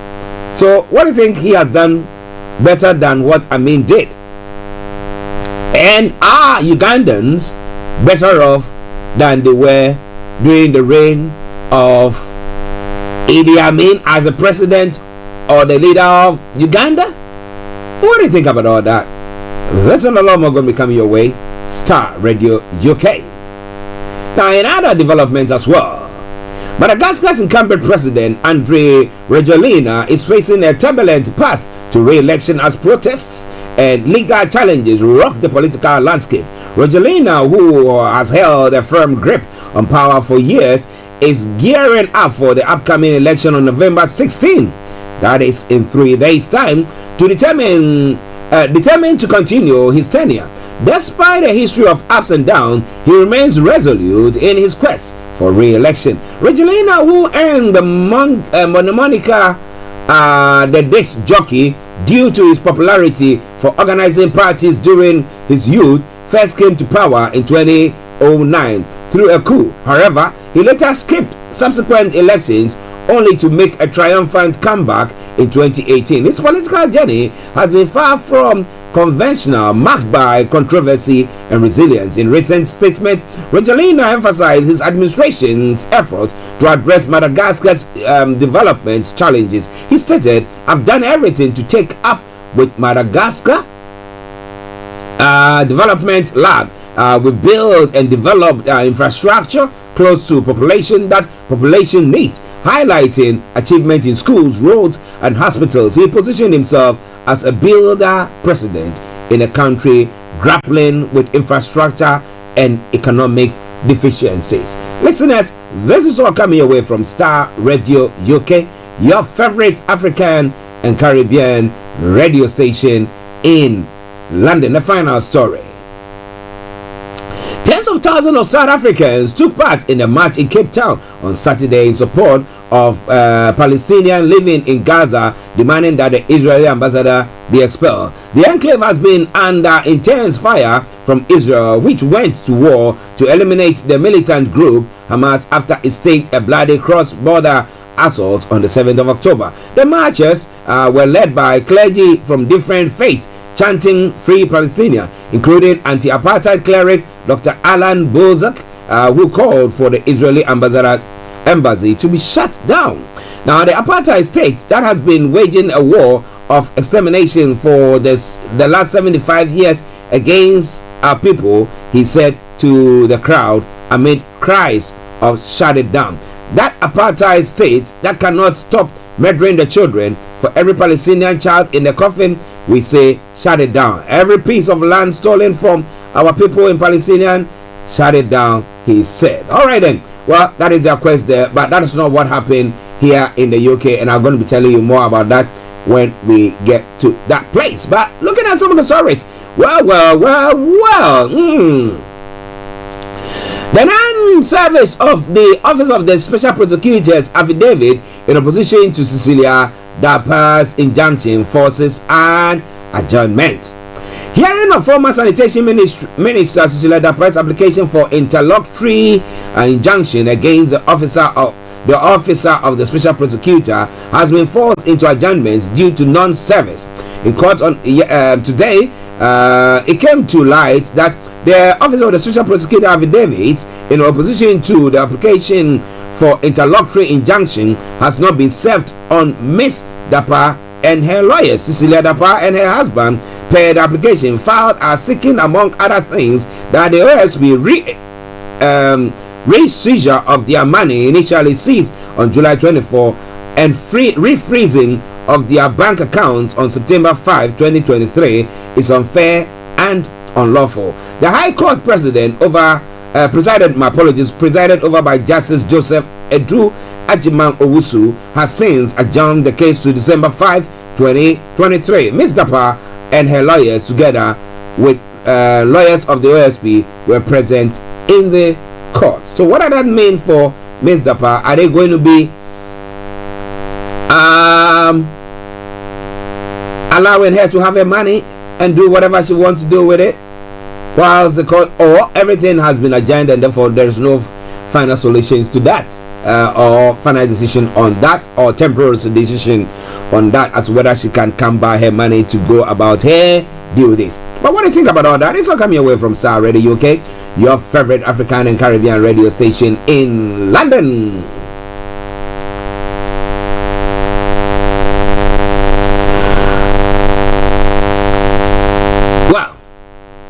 In Ghana, one other story, the Electoral Commission of Ghana has opened nomination for the upcoming district level elections across the country. In accordance with the District Level Election Regulation 2015, the Electoral Commission will conduct the district level elections on the 19th of December 2023. This follows the expiration of the term of Assembly and Unit Committee members on the 17th of December. Nomination forms may be obtained free of charge at the district offices of the Electoral Commission across the country or on website of the Electoral Commission. Ghana Electoral Governing Body indicated in a press release. Those are some of the stories making the rounds from Ghana as well. But for now, we're going to be moving on to other parts of the world to look at some of the stories making the round. But that will be after this short commercial break. Stay tuned and don't touch the dial. Hi guys, this is your friend Uruj from SendWave. SendWave is a money transfer app that is used by people all over the world to send money to their loved ones in Africa. With SendWave, you can send money to Ghana, Nigeria, Kenya, Uganda, and Tanzania. And the best part is, SendWave is absolutely commission free. Our exchange rates are excellent. You can see for yourself by checking them out on our website. So how do you use SendWave? SendWave is an app that you can download onto your phone from the App Store or Google Play Store. The app is free to download. After downloading it, just open the app and enter your name, email and phone number. That's it, you're good to go. Make sure you use the promo code SR, S for Star, R for Radio. This promo code will give you £5 free credit to send to Africa on your first transaction. Your money will be delivered to your recipient within seconds. Feel free to call me on 0749 7377 647 at any time. I'll be happy to tell you all about SendWave and help you in any way I can. Remember to use the promo code SR for £5 free credit. Medasse. Hi everyone, it's your girl BB Clement, the author of How to Go From Employee to Entrepreneur and the host of your weekly business show, BB Means Business, the show where we discuss everything you ever wanted to know about business but you were afraid to ask. How do I start my business? How do I raise the finance? How do I grow my business? Where am I going to find my customers? Join me every Tuesday at 1:30 p.m. on Starr Radio UK to get all the information and tips that you need to become a successful entrepreneur and become financially free. Remember, don't let life dictate to you. Rather, put your signature on life.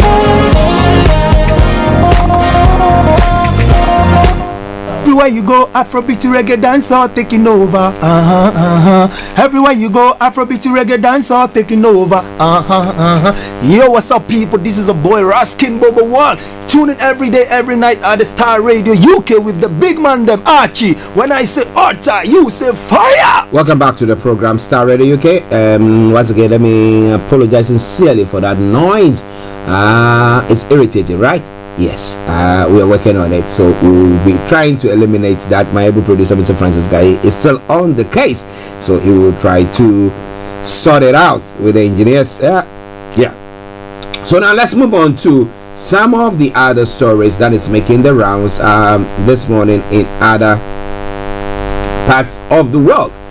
Now, okay, where do I start from? Interesting one there. Okay.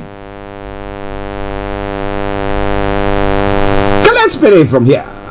Down and under. A former policeman convicted over an infamous murder in Malaysia has been released from Australian immigration detention. In 2006, Cyril Azhar Umar killed 28-year-old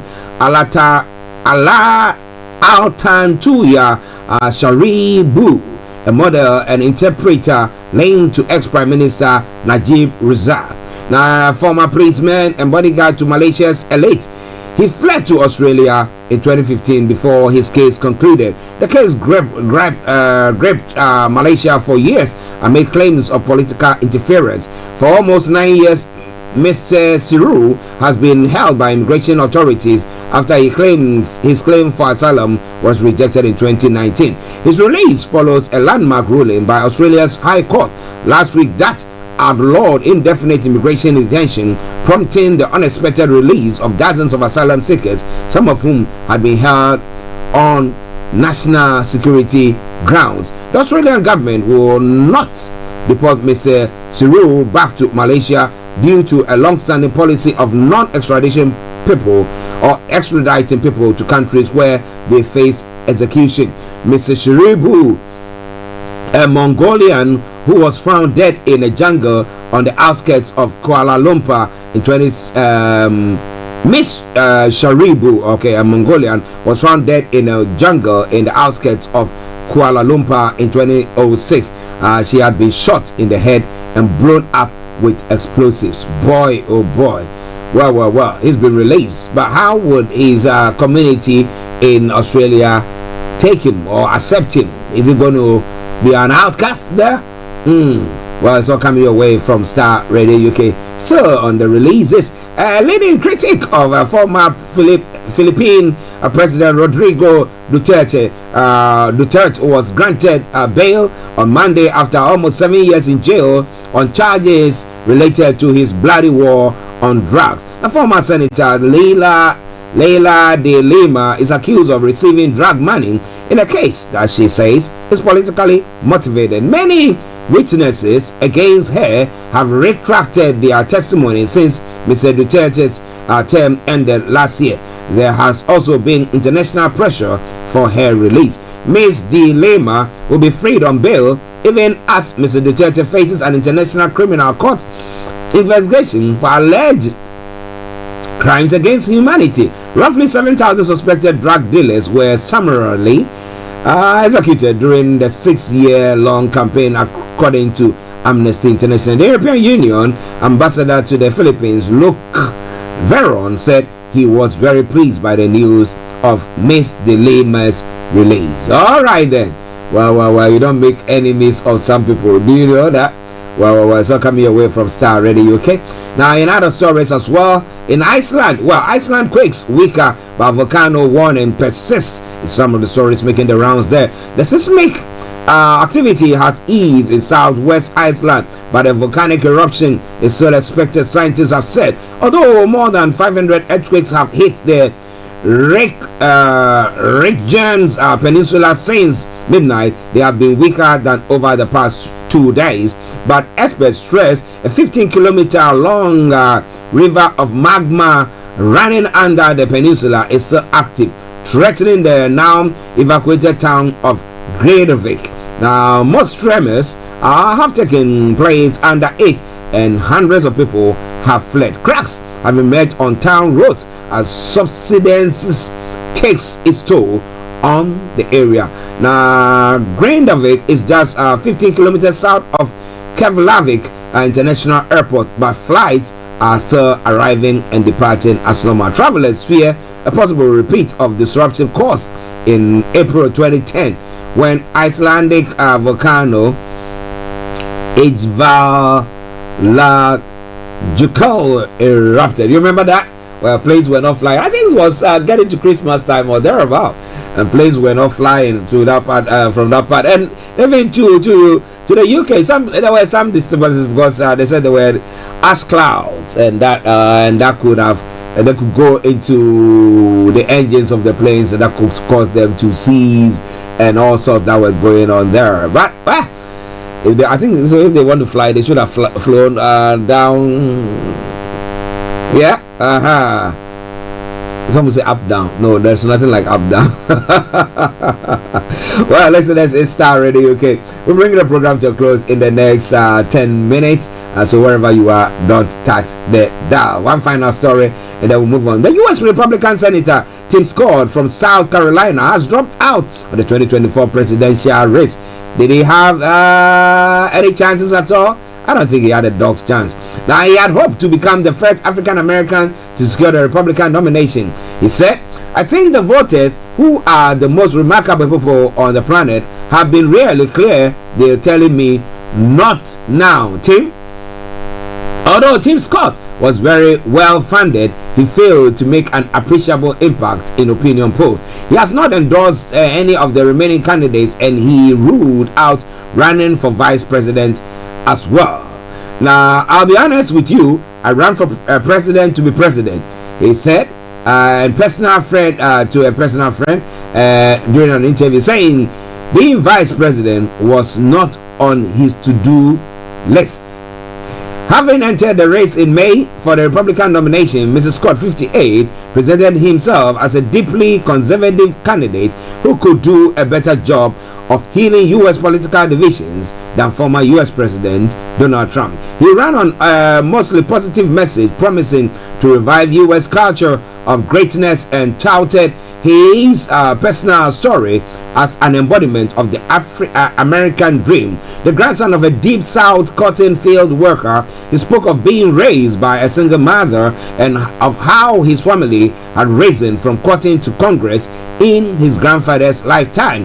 Now, Mr. Scott was often overshadowed on the debate stage by other candidates, and his optimistic campaign message failed to catch on with voters. He faced the possibility of not qualifying for the next Republican debate on the 6th of December. Mr. Trump, the frontrunner in the race with a commanding lead over his Republican rivals, have not participated in the televised debate. He said he's not got time, he needs to be going to the courts, and after all, he's not been. But who's been able to get closer to him? I'm not sure about that. But they are coming your way from Star Radio UK.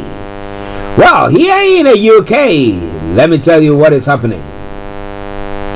I brought this one whilst we were getting ready for Yomi to join in. 5 members of a family have died in a house fire in West London. Children are among the victims. Ruth Cadbury, MP for Brentford, and Hazelworth said. Now 10 fire engines, around 70 firefighters from London Fire Brigade were called to a terrace house in Channel Close, Hounslow, on Sunday evening. One person remains unaccounted for and another left the property before crews arrived and was taken to hospital.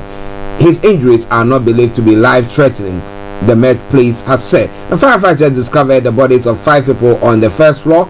The blaze destroyed the ground floor, first floor, and part of the roof. In a post on X, the MP said, "I'm devastated to learn this morning that 5 people, including children, died in a fire in a house in Hounslow last night." But still in the UK, where there are lots of developments. Yes, I'm going to be coming to that in a moment. Well, wherever you are, just stay tuned. Let me bring you the big one for last. Well, homeless people's tents in central London have been destroyed during a Met Police operation. Now, refuse workers threw the tents into the back of their lorry on Huntley Street, Camden, at about 15 hours GMT on Friday. Now, Lordy Belland, who volunteers with Outrage Organization Street Kitchen, recorded the scene after being called there by some of the homeless men. The Met said it worked with University College London Hospital and other partners in response to concerns. It understood that NHS Hospital Trust, which has a building entrance on the road, requested the disposal of rough sleepers but not the destruction of tents. The refuse company Veolia was contacted for comments, but we've not had anything from them yet. Well, the pavement had lots of them there. But that was one of the issues or the concerns that was raised by the then Home Secretary Zuela Braverman, who said that, well, being homeless or homelessness is a lifestyle, so some people want to be doing so. But after that, she came out writing an article that is allegedly wasn't approved by the Prime Minister, so she went on to do that as well. And then that was pertaining to the Met Police being, well, taking it easy or playing it cool when it came to demonstrators who were supporting the Palestinian cause or calling for the war in Gaza to cease. Well, but she went on, was it last night or yes, last night, to another tweet saying that, you know what, it was all a disgrace what had gone on the streets of London, or that has been people taunting all sorts and all that. So I think that they needed to be dealt with. Okay, but we woke up to the story that she is no more a member of the government. How have you taken it all? And the new group of people who have come in there, how do you see them? Well, let's move on then. Zuela Braverman has been sacked as Home Secretary after she defied Number 10 over an article accusing the Metropolitan Police of bias in the policing of protests. Now, Ms. Braverman was accused of stoking tensions ahead of protests in London. Now, James Cleverly has been announced as her replacement, with former Prime Minister David Cameron unexpectedly replacing him as Foreign Secretary. Now, she said, serving as Home Secretary was the greatest privilege of my life.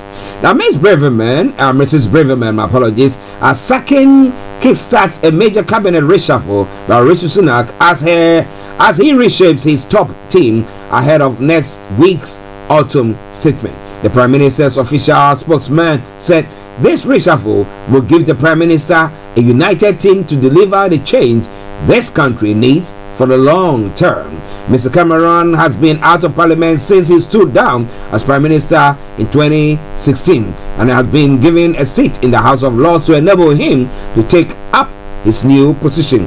The Liberal Democrats are calling for Mr. Cameron's peerage to be blocked, referring to his lobbying for collapsed finance company Greensill Capital. Now, senior Labour MP Pat McFadden said Mr. Cameron's appointment puts to bed the Prime Minister's laughable claim to offer change from 13 years of Tory failure. A few weeks ago, Rishi Sunak said, in a quote, he says, David Cameron was part of a failed status quo, and now he's bringing him back as his life raft, Mr. McFadden added. Now, Lord Cameron said he wanted to be part of a strongest possible team that serves the United Kingdom ahead of a general election. Though I may have disagreed with some individual decisions, it is clear to me that Rishi Sunak is a strong and capable Prime Minister who is showing exemplary leadership at a difficult time, he said. In July, Mr. Cleverly said he would have to be dragged out of his foreign secretary job with nail marks down the park flooring. Now, but on Monday, Mr. Cleverly said it has been a huge privilege to serve as foreign secretary, and that being home secretary was a fantastic job. Really? Is it fantastic? Oh, he's just trying to just say something there. Okay, he refused to be drawn on whether he will distance himself from Mrs. Braverman's time in the Home Office. In the course, he said, I intend to do this job in the way that I feel best protects the British people and our interests, he said. Ladies and gentlemen, this is where I bring the program to a close for today, but there are more developments taking place, and God willing, tomorrow I'll be bringing them all your way once again. But for now, I take my bow and I say, you know what? Broken pencils still write, so keep on writing. But until I come your way tomorrow, it's been me, Archie, saying have a top of the day and bye-bye for now. Kofi Bohan.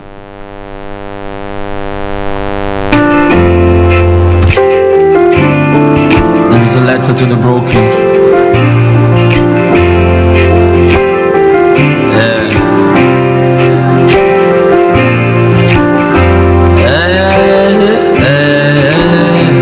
This is Starr Radio UK.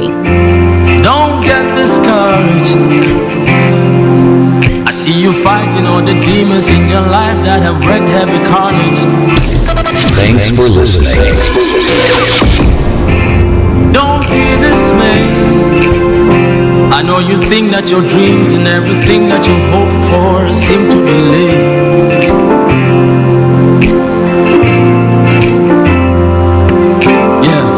Looks like your problems don't seem to go nowhere. Just take a deep breath. People talk about you, it's got you feeling down and really stressed. Don't tell me you don't know the trouble that I've been going through. You self don't know, see the same thing they go through. Me self and they go through too. Who told you the lie? When you fall, it's the end of your life.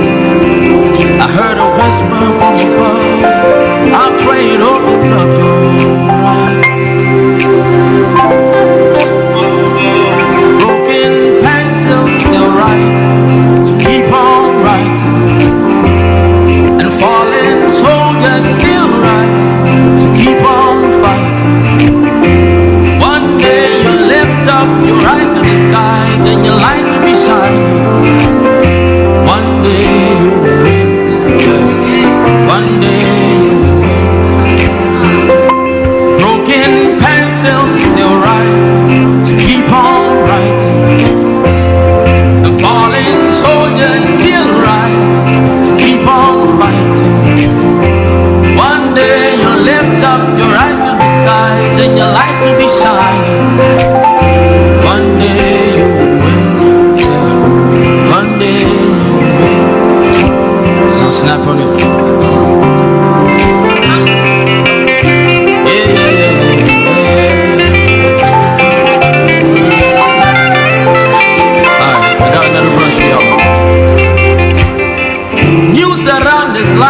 not fair.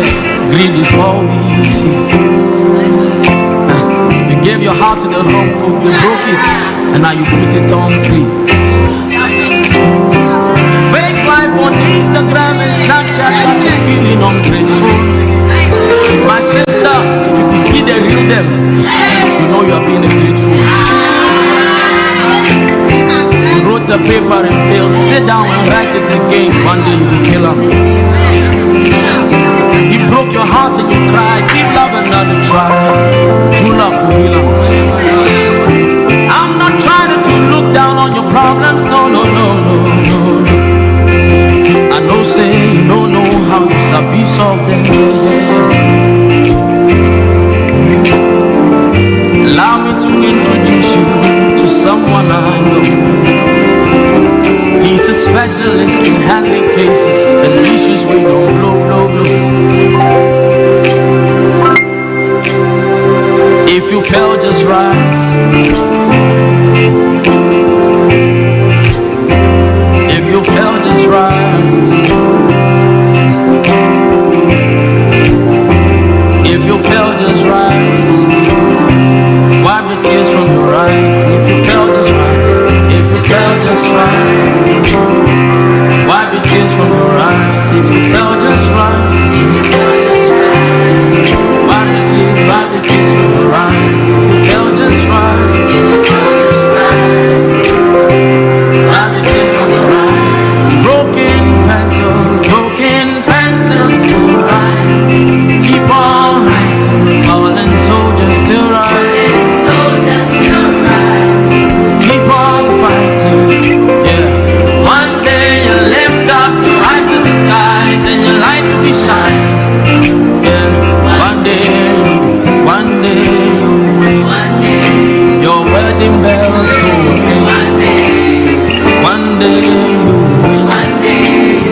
One day you blow. Your wedding bells will ring. One day you win. The paper you pass it again. First class is waiting for you. International scholarship is coming. Yeah. Scholarship, yes, it's coming. Yeah. You come out of your own house. One day you shall go ride your own car.